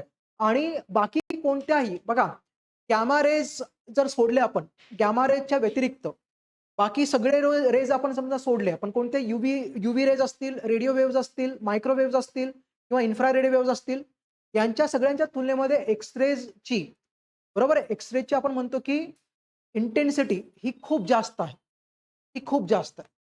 बरोबर, because these are the short waves. त्यांची वेव्हलेंथ कमी आहे. ज्यांची वेव्हलेंथ कमी असते त्यांच्यामध्ये हीटची इंटेन्सिटी खूप जास्त असते. इथे गोष्ट लक्षात, त्यांच्यामध्ये हीटची इंटेन्सिटी, तीव्रता, उष्णतेची, ऊर्जेची तीव्रता ही खूप जास्त असते. एक्सरेचं देखील तसंच आहे. आता हे गॅसेस मॉलिक्युल्स काय करतायत या हाईटला? भले त्यांचं म्हणजे आपण म्हणतो की भले त्यांचं प्रमाण कमी आहे, परंतु त्यांची जी आपण म्हणतो की त्यांची जी क्षमता आहे एक्स-रेज शोषून घेण्याची ती खूप जास्त आहे. बरोबर आहे. And they try to absorb the more and more X-rays. Clear? मग समजा एक्स-रेज जर ते ॲब्सॉर्ब करत असतील, तर मग हे एक्स-रेज पृथ्वीच्या पृष्ठभागापर्यंत पोहोचतील का? ते पोहोचणार नाही. बरोबर आहे. कारण ते बहुतांशी ते काय होत आहेत, की ते ॲब्सॉर्ब करून घेतले जात आहेत. कुठल्या हाईटला? 80 ते 400 किलोमीटरच्या हाईटला. Getting? So this is how these gaseous molecules that they protect us from the exposure to the X-rays. Getting? So आता मग मला सांगा, जसं मग आता हे एक्स-रेचं जास्तीत जास्त ते शोषण करतील, तसं काय होईल? इथलं टेम्परेचर वाढतंय. इथलं टेम्परेचर वाढतंय and the temperature reaches 1500 degree Celsius पर्यंत टेम्परेचर ते जातंय. 1480 डिग्री सेल्सियस पर्यंत टेम्परेचर पोहोचतंय, की ज्यावेळेला आपण या 400 किलोमीटरच्या आपण हाईटला येऊयात तोपर्यंत. 400 किलोमीटर. 400 किलोमीटरच्या आपण हाईटला आल्यानंतर टेम्परेचर एवढं होतंय. बरोबर आहे? It is because of the absorption of the X-rays by certain gases molecules. इथे गोष्ट लक्षात? Is it clear? Fine. So आणि त्याच्यामुळेच आपण याला काय म्हणतोय? या लेयरला थर्मोस्फिअर, उष्णांबर आपण त्याला म्हणतोय. आता उष्णांबर का म्हणतोय ते कळालं? नाव as these gaseous molecules in some specific situations they try to absorb the more and more x-rays beyond their capacity, beyond their potential. हे gaseous molecules काय करतात? सर्टन सिच्युएशन्स मध्ये जास्तीत जास्त एक्स-रे शोषण करून घेण्याचा प्रयत्न करतात ते. And because of that reason what happens? ते गेट ब्रेकडाऊन. बरोबर आहे? ते तुटतात. बरोबर ते तुटतात आणि कोणतेही गॅसेस मॉलिक्यूल ज्यावेळेला तुटतात त्यावेळेला they are now converted into ionic molecules. ते आयनिक मॉलिक्युल्स बनतात ते. बरोबर आहे? अँड जे आपण म्हणतो की मग पॉझिटिव्हली चार्ज आपण म्हणतो की पॉझिटिव्हली चार्ज आयन्स आणि निगेटिव्हली चार्ज आयन्स आपल्याला पाहायला भेटतात. अँड दीज चार्ज आयन्स आपण त्यांना का बरं म्हणतो की ते चार्ज आयन्स आहेत? Because they carry the electricity now, because they carry the heat now, energy. त्यांच्यासोबत ती एनर्जी असते, ती हीट असते. बरोबर? कारण ते तुटल्यानंतर ते कॅरी करतात ते. गेटिंग माय पॉइंट? सो मग हे जे काही तुटणं आहे आणि ब्रेकडाऊन झाल्यानंतर जे काही मॉलिक्युल्स आपल्याला पाहायला भेटतात, these are called as ions. And the process of the formation of the ions it is called as ionisation. It is called as ionisation. पण त्याला आयनायझेशन असं आपण त्याला म्हणतो. हे आयन्स तयार करण्याची ही प्रक्रिया आहे. गेटिंग? येते गोष्ट लक्षामध्ये? आणि आयन्स इथे तयार होत आहेत. खूप मोठ्या प्रमाणामध्ये इथे आयन्स तयार होत आहेत. म्हणून या लेयरला आपण अजून एका नावाने आपण ओळखतो. ते नाव कोणतं? It is called as ionosphere. Is called as ionosphere. Called as ionosphere. आपण याला म्हणतो आयनांबर. याला आपण म्हणतो आयनांबर. येते गोष्ट लक्षात? पण याला आयनांबर असं आपण त्याला म्हणतो. Clear? And these ions helps us in the radio telecommunication process. बरोबर आहे? सर्व दूर अंतराळ संप्रेषण. बरोबर? मराठीमध्ये काय म्हणतो आपण याला? सर्व दूर अंतराळ संप्रेषण. अंतराळ संप्रेषण. संप्रेषणाच्या प्रक्रियेमध्ये हे मदत करत असतात आपल्याला. कसं करतात?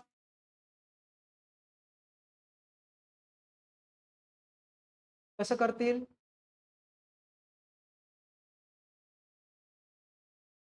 मोबाईल फोन्स सगळेच वापरताय. ज्यावेळेस आपण एखादा नंबर डायल करतो, तुमच्या मित्र-मैत्रिणीला फोन लावायचा तुम्हाला. बरोबर आहे? आपण ज्यावेळेला मोबाईल फोन म्हणजे कीपॅड म्हणजे डायल करतो एखादा नंबर, तर लगेच फोन लागतो का त्याला?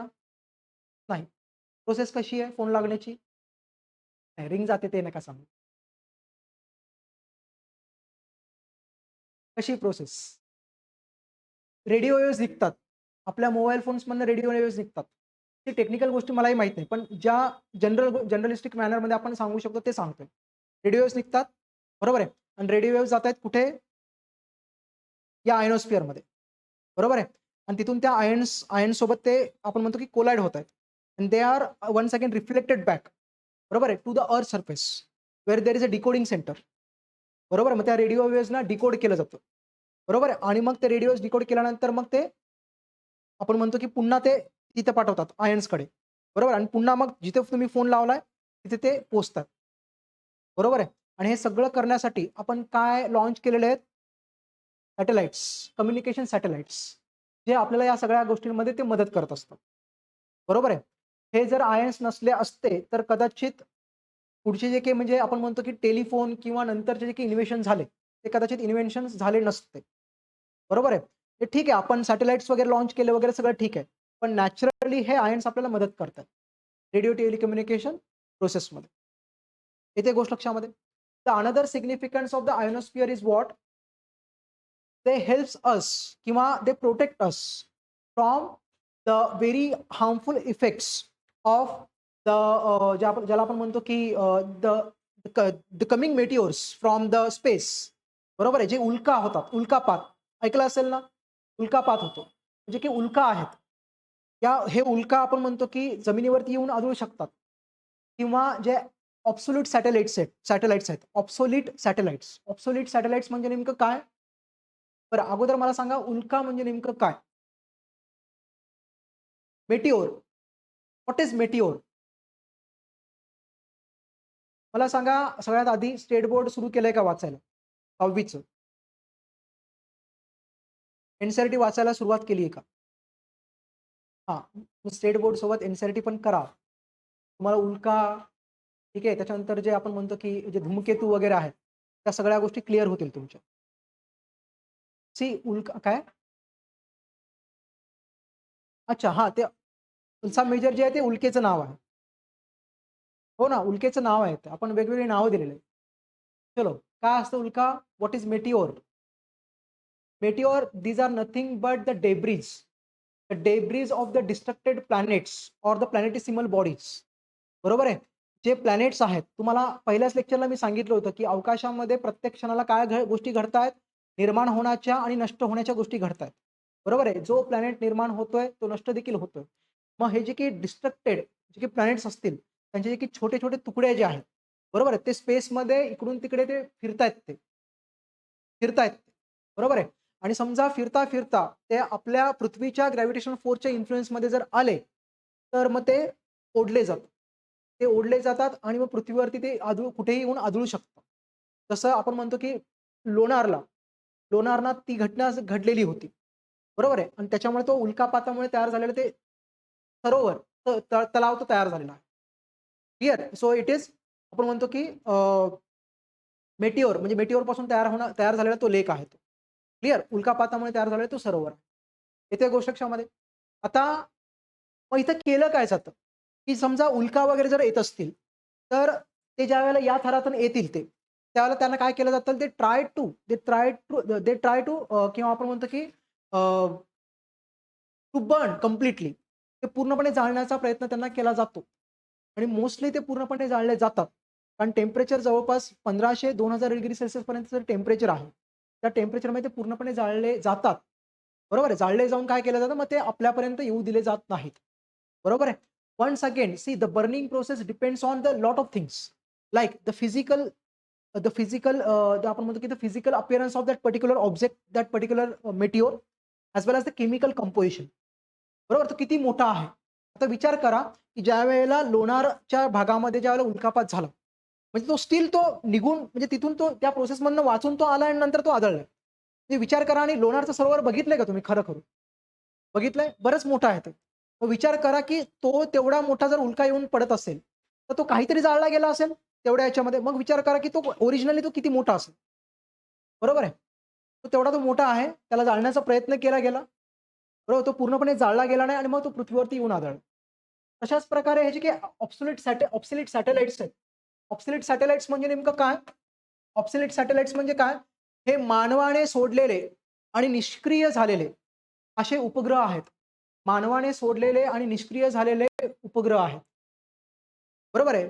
these were once launched by the humans, but now they are not in use. बरोबर. बरेचसे असे सॅटेलाइट्स असतात जे परत येत नाहीत किंवा त्यांचा कॉन्टॅक्ट होत नाही. पण मग ते स्पेसमध्ये काय होतात, तर ते पण तसेच भरकटत राहतात. Take the example of Chandrayaan two. Chandrayaan two सध्या कुठे आहे कोणालाच माहिती नाहीये. कारण आपला कॉन्टॅक्ट तुटलेला आहे त्याच्यासोबतचा. बरोबर आहे. तो चंद्रावरती आहे का पुन्हा कुठेतरी तो निघून गेलाय? We don't know. बरोबर आहे. तो मागे बघा चायनाने एक स्पेस लॅबोरेटरी सोडली होती आणि त्या स्पेस लॅबोरेटरीचा कंट्रोल चायनाचा सुटला आणि तो भरकटत होता. अँड ही 4-5 वर्षापूर्वीची गोष्ट आहे. And the news was that की तो भरकटत तो मुंबई आणि गुजरातच्या जवळ कुठेतरी पडणार आहे. बरोबर आहे. तो पडलेला नाही. कदाचित होऊ शकतं की तो जाळला गेला असेल. बरोबर आहे. असे देखील जे काही घटक पदार्थ आहेत या स्पेसमधनं येणारे, ते जाळले जातात आणि मग अशा प्रकारे आपलं जे काही संरक्षण आहे ते केलं जातं. Clear? So these are completely burned up and these means we are protected from all these debris. बरोबर आहे. So which are trying to collide with the earth surface. So is it clear?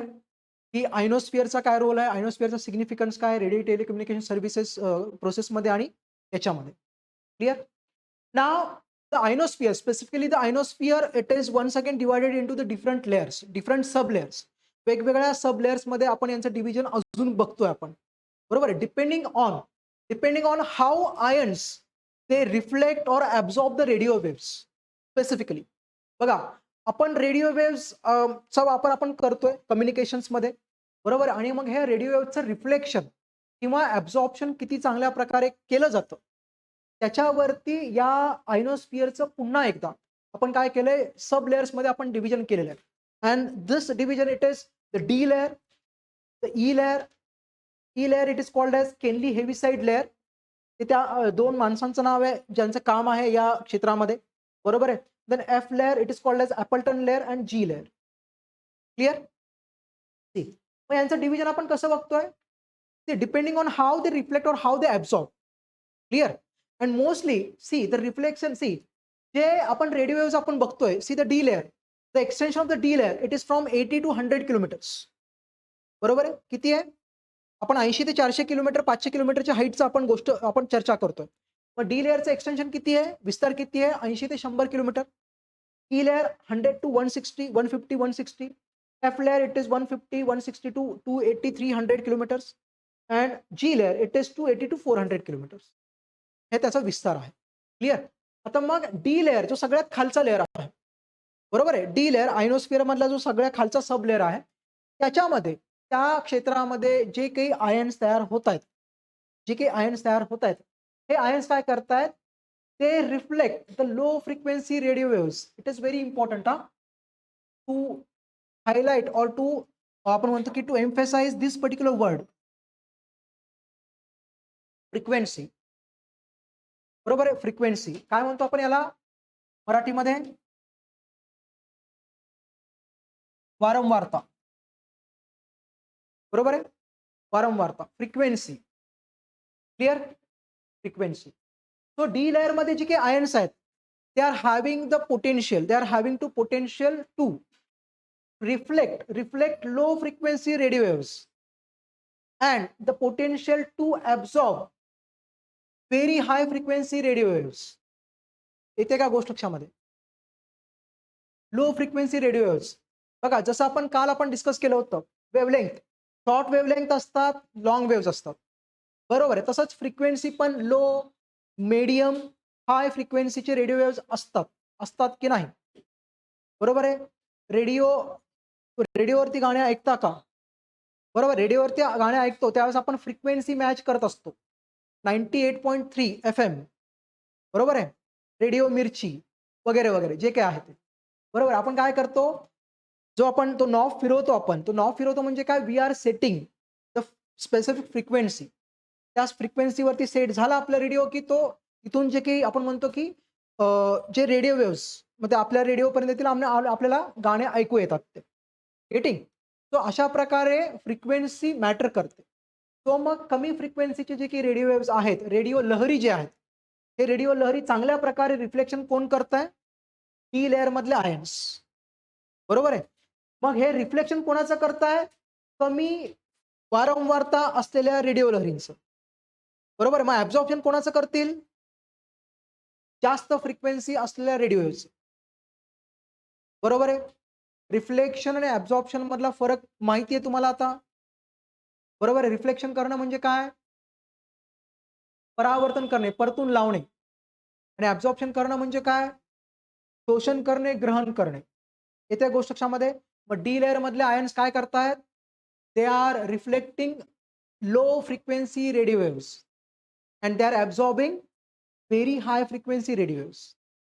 Clear है? Clear? चलो.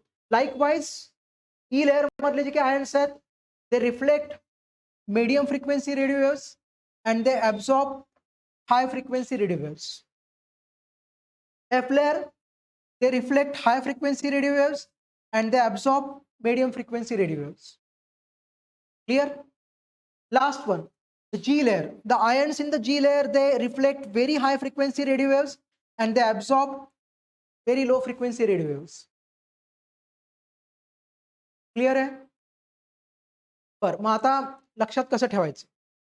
लक्षात कसं ठेवणार? फक्त एकच गोष्ट लक्षात ठेवायची, बाकीच्या गोष्टी ऑटोमॅटिकली लक्षात राहतात.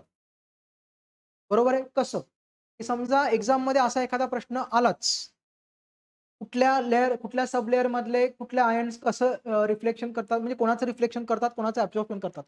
सोपी एक हे सांगतो मी तुम्हाला ट्रिक.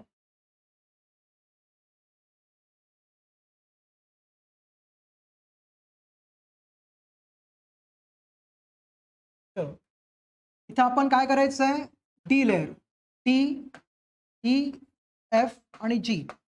जर परीक्षेमध्ये जर प्रश्न आला ऑब्जेक्टिव्हला, तर लगेचच्या लगेच एक चार्ट मांडून घ्यायचं तिथे. क्लिअर? त्याच्यानंतर इथे लिहायचं आपल्याला रिफ्लेक्शन, इथे लिहायचं आहे ऍब्झॉर्प्शन. क्लिअर? इथे लिहायचं ऍब्झॉर्प्शन. क्लिअर? आता डी लेअर, फक्त आपल्याला डी लेअर मधला फक्त हा पॉईंट लक्षात ठेवायचा, बाकीचे पॉईंट्स तुम्हाला ऑटोमॅटिकली लक्षात राहतील. कसं?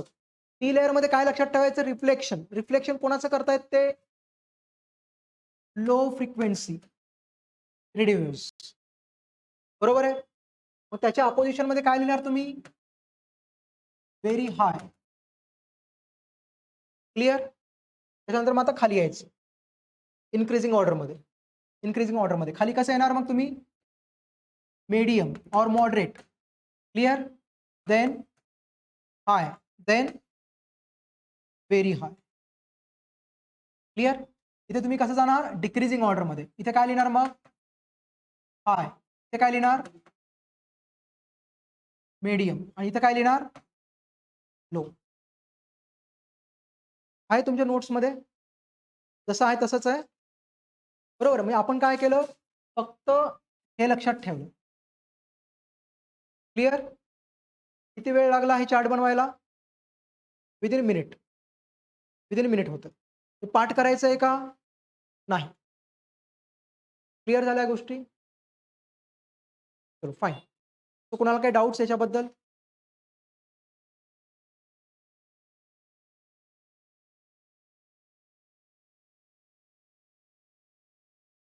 माझी मदत करा. हे परत कसं जायचं? पीपीटीज वरती. पीपीटीज वरती परत कसं जायचंय? हा हा. Okay, returns. ओके ओके, चलो थँक्यू. हे कळतंय आता? बघा तसंच. अरे हे कट करायचं. चलो जसं बघा तेच आहे. लो, मीडियम, हाय, व्हेरी हाय, व्हेरी हाय, हाय, मीडियम, लो. झालं क्लिअर? पण या आस्पेक्ट वरती ऑलरेडी प्रश्न विचारलाय, एमपीसीने विचारलाय, यूपीसीने पण विचारलाय. तो प्रश्न घेऊयात आपण. मग समजा त्या आस्पेक्ट वरती जर ते प्रश्न विचारतील तर मग हे पण विचारू शकतात. क्लिअर? चलो fine. So this is about the thermosphere. Now thermosphere बद्दल कोणाला काही डाऊट्स आहेत? Now coming to the next, exosphere. So already आपण एक्झोस्फिअर मध्ये बद्दल डिस्कस केलंय. बाह्यांबर आपण त्याला म्हणतोय. बरोबर आहे? 400-500 किलोमीटरच्या बियॉन्ड जे काही असेल, बरोबर, तो तुमचा एक्झोस्फिअर असेल. And most of the time it is not considered as one of the layers of the atmosphere because it is the outer region and it is considered as interplanetary space. एक अंतर्ग्रहीय प्रदेश किंवा अंतर्ग्रहीय क्षेत्र म्हणून आपण त्याला समजतोय. त्याच्यामुळे बहुतांशी वेळा तो वातावरणाचा एक थर आहे असं मानत नाहीत. येते गोष्ट लक्षामध्ये? चलो fine. Now there is another division. There is another division of the atmosphere. There is another division of the atmosphere depending on specifically the chemical composition of the different gaseous molecules in those layers. बरोबर आहे. Chemical composition. See atmosphere it is very dynamic. Atmosphere it is very dynamic in nature. बरोबर आहे. प्रत्येक क्षणाला काही ना काही तिथे घडत असतात त्या. क्लिअर आहे? आणि प्रत्येक क्षणाला काही ना काही घडतायत म्हणजे नेमकं काय घडतंय? तर केमिकल चेंज तिथे घडून येतायत. बरोबर आहे. आणि केमिकल चेंज घडून येण्यासाठी सगळ्यात महत्त्वाचा रोल जर कोण प्ले जर करत असेल, तर तो कोण करणार आहे? टेम्परेचर. टेम्परेचर. जसं आपण मगाशी आयन्सचं बघितलं. आयन्स कसे तयार होत आहेत? It is because of the more and more absorption of the X-rays. It is because of the more and more absorption of the ultraviolet rays in various layers. Various layers of the atmosphere. आणि त्याच्यामुळे काय होणार आहे? ज्यावेळेला ions तुटतात, म्हणजे समजा ज्यावेळेला ions तयार होतात, बरोबर? गॅसेस मॉलिक्युल्सचं ब्रेकडाउन होतं आणि आयन ज्यावेळेला तयार होतात, त्यावेळेला काय करतात ते ions? They are now free. They are now free to react with any other product. बरोबर? कोणत्याही दुसऱ्या प्रॉडक्ट सोबत आता ते फ्री आहेत रिएक्ट करण्यासाठी. रिएक्ट करतात की नाही? हो का नाही? रिएक्ट करतात. आणि मग ज्यावेळेला हे डायनामिक इलेक्ट्रिकल चार्ज पार्टिकल्स असलेले आयन ज्यावेळेला दुसऱ्या एखाद्या मॉलिक्यूल सोबत रिएक्ट करतील, त्यावेळेला आपल्याला तिसराच एक मॉलिक्यूल तयार होताना आपल्याला पाहायला भेटतो. होईल की नाही? And this is how the atmosphere it is very dynamic. Clear? And with means depending on the chemical composition of the different gaseous molecules, we have the homosphere and we have the heterosphere. बरोबर आहे? होमोस्फिअर. होमोस्फिअर ज्याला आपण मराठीमध्ये आपण समावरण म्हणतो. काय म्हणतो आपण? समावरण. सम म्हणजे काय? इक्वल. बरोबर आहे? आता या होमोस्फिअरचा जो काही एक्सटेन्शन आहे, जो विस्तार आहे, हा सी लेव्हल पासून 90 किलोमीटरच्या हाईट पर्यंतचा आहे. बरोबर आहे? सी लेव्हल पासून 90 किलोमीटरच्या हाईट पर्यंत. आणि मग 90 किलोमीटरच्या हाईट पर्यंत जर असेल, तर मग याच्यामध्ये कोणकोणते लेयर्स येतील? याच्यामध्ये येईल ट्रोपोस्फिअर. बरोबर आहे? याच्यामध्ये येईल ट्रोपोस्फिअर, याच्यामध्ये येईल स्ट्रॅटोस्फिअर आणि याच्यामध्ये येईल मेसोस्फिअर. येत्या गोष्ट लक्षामध्ये. मग हे जे काही 3 लेयर्स आहेत, त्या 3 लेयर्समध्ये एवढे केमिकल चेंज घडत नाहीत, जेवढे जास्त केमिकल चेंज आपल्याला आयनोस्फिअर आणि एक्झोस्फिअरमध्ये आपल्याला पाहायला भेटतं. येत्या गोष्ट लक्षामध्ये. Means what? Whatever the gases molecules we observe in these 3 layers. बरोबर आहे? So they shows us a less amount of the chemical change in comparison with the ionosphere and the exosphere. आयनोस्फिअर आणि एक्झोस्फिअर मध्ये बाह्यांबर आणि उष्णांबरामध्ये जेवढा केमिकल चेंज आपल्याला पाहायला भेटतो, तेवढा चांगला केमिकल चेंज आपल्याला इथं पाहायला भेटत नाही. त्याच्यामुळे इथे जे काही गॅसेस मॉलिक्युल्स आहेत किंवा आपण म्हणतो की पृथ्वीच्या उत्पत्तीपासून जे काही गॅसेस मॉलिक्युल्स इथे आहेत, बरोबर आहे? त्यांचं जे त्यांचे जे आपण म्हणतो की एक्झिस्टन्स आहे, त्यांचं एक्झिस्टन्स मोर ऑर लेस तसंच आहे. त्यांचं फिजिकल अपीअरन्स, त्यांचा केमिकल अपीअरन्स. इथं जास्त केमिकल चेंज घडत नाहीत. इथे जास्त बदल आपल्याला पाहायला भेटत नाहीत. No doubt, no doubt carbon डायऑक्साईडचं प्रमाण खूप मोठ्या प्रमाणामध्ये वाढलेलं आहे. म्हणजे इंडस्ट्रियलायझेशन ज्यावेळेस आपण सुरू केलं. इंडस्ट्रियलायझेशन कधी सुरू झालं? कधी सुरू झालं? 1850-1860s मध्ये. बरोबर? तेव्हापासून इंडस्ट्रियल म्हणजे रिव्होल्यूशन आपण बघतोय. बरोबर आहे? So it is sorry 18th century, not 19th century, it is 18th century. 1700च्या काळामध्ये. तिथं तेव्हा इंडस्ट्रियलायझेशन ते सुरू झालेलं आहे. मग तेव्हा जे काही कार्बन डायऑक्साईडचं प्रमाण होतं आणि आता कार्बन डायऑक्साईडचं प्रमाण आहे, तर कार्बन डायऑक्साईडचं प्रमाण आता खूप वाढलेलं आहे. तो चेंज झालेला आहे. पण आयनोस्फिअर आणि एक्झोस्फिअरमध्ये जे चेंज आपल्याला पाहायला भेटतं, त्याच्या तुलनेमध्ये हा चेंज काहीच नाहीये. येते गोष्ट लक्षामध्ये. आणि म्हणून हा जो काही लेयर आहे, बरोबर आहे? So it it shows the homogeneity. It shows the homogeneity. Homogeneity in the molecules of the gases present in this layer it is called as homosphere. Homogeneous आहे तो. खूप जास्त बदल त्याच्यामध्ये झालेले नाहीत. म्हणून आपण या लेयरला आपण काय म्हणतोय? We call it as a homosphere. म्हणून आपण त्याला समआवरण असं आपण त्याला म्हणतो. बरोबर आहे? आपण त्याला काय म्हणतोय? समआवरण आपण त्याला म्हणतो. क्लिअर? आणि मग याच्या अगदी उलट काय असेल? हेटेरोस्फिअर. विषमा आवरण. आपण त्याला काय म्हणतो? विषमा आवरण. आणि विषमा आवरणामध्ये कोण-कोण आहेत? विषमा आवरणमध्ये आहे थर्मोस्फिअर आहे आणि एक्झोस्फिअर आहे. उष्णांबर आहे आणि बाह्यांबर आहे. येते गोष्ट लक्षामध्ये. मग आता इथे जे काही गॅसेस मॉलिक्युल्स आहेत, ते are readily exposed to the different आपण म्हणतो की द सन रेज. बरोबर आहे? जे काही वेव्हज आहेत, द डिफरंट वेव्हज. मग स्पेसिफिकली गॅमा रेज असतील, एक्स रेज असतील, यांना ते एक्सपोज होतात. And you know very well the intensity of the gamma rays and the X rays are more. It is more. It is more in comparison with the other waves. Other waves. आणि मग gamma rays आणि X रेजला जर ते exposure होत असतील, तर तर काय होईल? त्यांच्यामध्ये केमिकल चेंज खूप जास्त पाहायला भेटतो. बरोबर आहे. आणि केमिकल चेंज जर पाहायला भेटत असेल, तर मग इथे जी काही होमोजिनिटी आहे, ती होमोजिनिटी एवढी मेंटेन राहत नाही. प्रत्येक क्षणाला बदल होत आहेत तिथे. प्रत्येक क्षणाला. Getting? And that is the reason why this particular layer it is called as heterosphere. म्हणून आपण त्याला काय म्हणतो? विषमा आवरण आपण त्याला म्हणतो. येते गोष्ट लक्षामध्ये? Fine. So this is all about the different layers of the atmosphere. Now coming to the last section of the first chapter, it is the effects and the advantages of the atmosphere. ठीक आहे. C आतापर्यंत आपण layers बघत असताना आपण specific प्रत्येक लेयरचं जे काही सिग्निफिकन्स आहे, प्रत्येक लेयरचं जे काही स्पेसिफिक कॅरेक्टरिस्टिक फीचर्स आहेत ते आपण बघितले. Now these are the generalistic effects and the generalistic advantages. बरोबर आहे. 3 मुख्य ॲडव्हांटेज किंवा इफेक्ट्स आपण बघतोय. The first one is what? See, as you know very well, after learning the different layers of the atmosphere, now you come to know that that the different gaseous molecules are there in the different layers of the atmosphere, and they what they are doing, they either reflect or absorb the different rays of the sun. बरोबर आहे. Different waves of the sun rays. आणि मग याच्यामध्ये काय होतं की जे काही हार्मफुल रेज आहेत, स्पेसिफिकली एक्स रेज आणि अल्ट्राव्हायोलेट रेडिएशन्स, बरोबर, यांना काय करतायत ते रिफ्लेक्ट बॅक किंवा ते ॲब्झॉर्ब करतात. बरोबर आहे. ॲब्झॉर्ब करतात म्हणजे काय? ते आपल्यापर्यंत येऊ दिले जात नाही.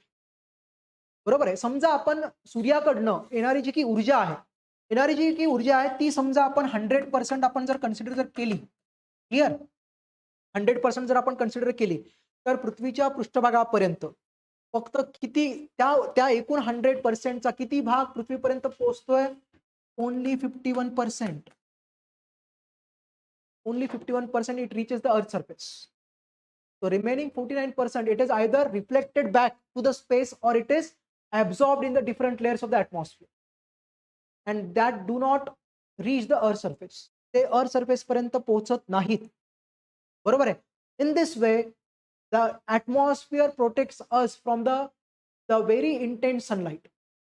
Very intense sunlight. समर सीझन मध्ये नागपूर सारख्या शहराचं टेम्परेचर किती होतं? 47-48 डिग्री सेल्सिअस. बरोबर आहे. राजस्थानच्या डेझर्टमध्ये मग त्यावेळेला टेम्परेचर किती असेल? बरोबर आहे. विचार करा, हे टेम्परेचर कधी होतंय? त्यावेळेला फक्त 51% पोहोचतंय आपल्यापर्यंत. बरोबर आहे. जर 100च्या 100% जर समजा पृथ्वीपर्यंत पोहोचलं असतं, तर मग काय झालं असतं? क्लिअर? आपण उकळलं गेलो असतो. तर पाण्यासोबत आपण देखील उकळलं गेलो असतो. So this is how the earth protects us from the very intense sunlight getting in the day time, during the day time, that is the period of insolation. The period of insolation. येत्या गोष्ट लक्षामध्ये सूर्यतपन. सूर्यतपनाचा जो काही काळ आहे त्या काळामध्ये हे सगळं चाललंय. सूर्यतपनाचा काळ कोणता? हो, दिवसा. सूर्योदयापासून सूर्यास्तापर्यंतचा काळ म्हणजे सूर्यतपनाचा काळ. Clear? At the night, at the time of terrestrial radiation, in the time of terrestrial radiation. भूतपन. भूतपनाचा काळ कोणता? सूर्यास्तापासून तर दुसऱ्या दिवशीच्या सूर्योदयापर्यंतचा. क्लिअर? आता याच्यामध्ये काय होतं? आता याच्यामध्ये बघा, आपल्याकडे आता रात्र आहे. रात्र आहे, it means what? There is absence of sun. बरोबर. सूर्य नाही, आता सूर्याची किरणं येत नाहीयेत. बरोबर आहे. मग सूर्याची किरणं जर येत नसतील, ठीक आहे, तर मग काय झालं असतं? आपली पृथ्वी पूर्णपणे गारठून गेली असती. कारण सूर्याची किरणं येतच नाहीयेत. म्हणजे आपला रात्रीचा जो काही काळ आहे सगळीकडेच, मग ते बिलो 0 डिग्री सेल्सिअस गेलं असतं. बरोबर आहे. पण ते जात नाही. ते जात नाही. हे कशामुळे जात नाही?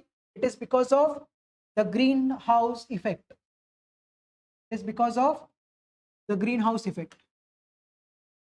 ग्रीन हाऊस इफेक्ट कोण करतंय? Yes, greenhouse gases, the naturally occurring greenhouse gases, carbon dioxide, water vapor, sulfur dioxide, ozone, बरोबर आहे, मिथेन, हे जे की आहेत, हे ग्रीन हाऊस इफेक्ट दाखवत आहेत. And what they are doing, they absorb the outgoing terrestrial radiation. बरोबर आहे. भूतपनाच्या माध्यमातून जी ऊर्जा या अवकाशाकडे परत पाठवली जाते, बरोबर आहे, तिला ते अडवतात.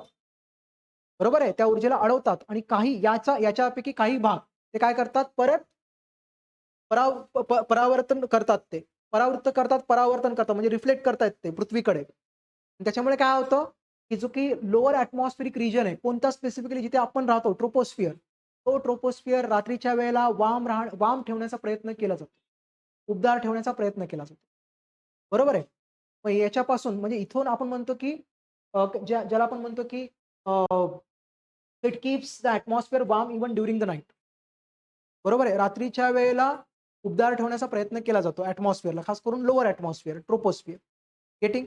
तशा प्रकारे देखील आपलं संरक्षण केलं जातं. From the harmful effects of the frost, गारठ्यापासून. क्लिअर?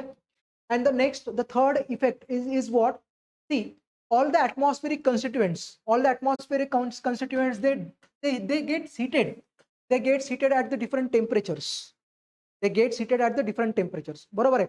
बघा पृथ्वीपर्यंत जे काही आपण म्हणतो की पृथ्वीपर्यंत जे काही सूर्यकिरण पोहोचतात, ती सगळ्या ठिकाणी सारखे पोहोचत नाहीत.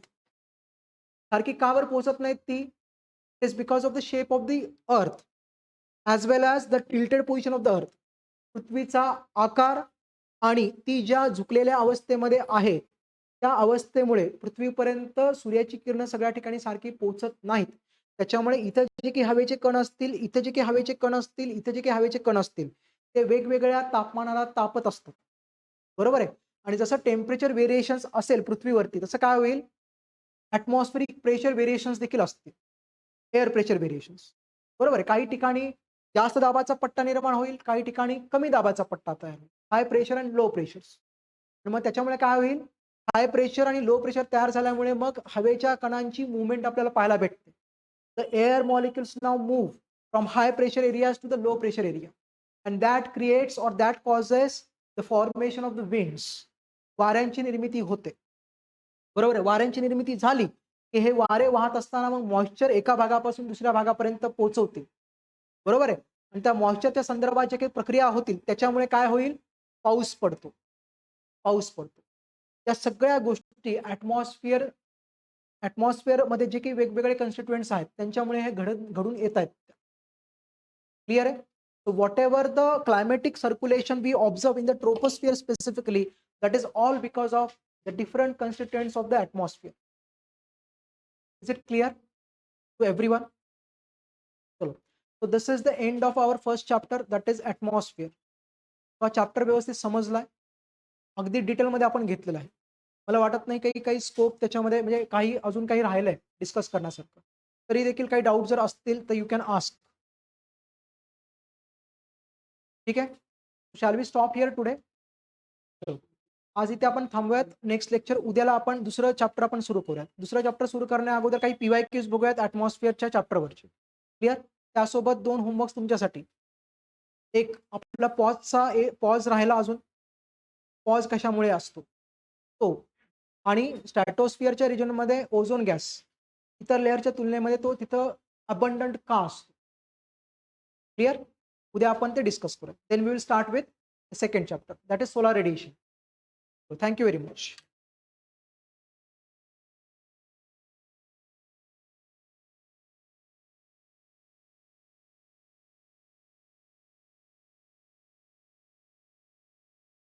त्याला काय होमवरती जायचंय परत जाण्यासाठी, म्हणजे PPTs वरती परत जाण्यासाठी होमवरती जायचंय.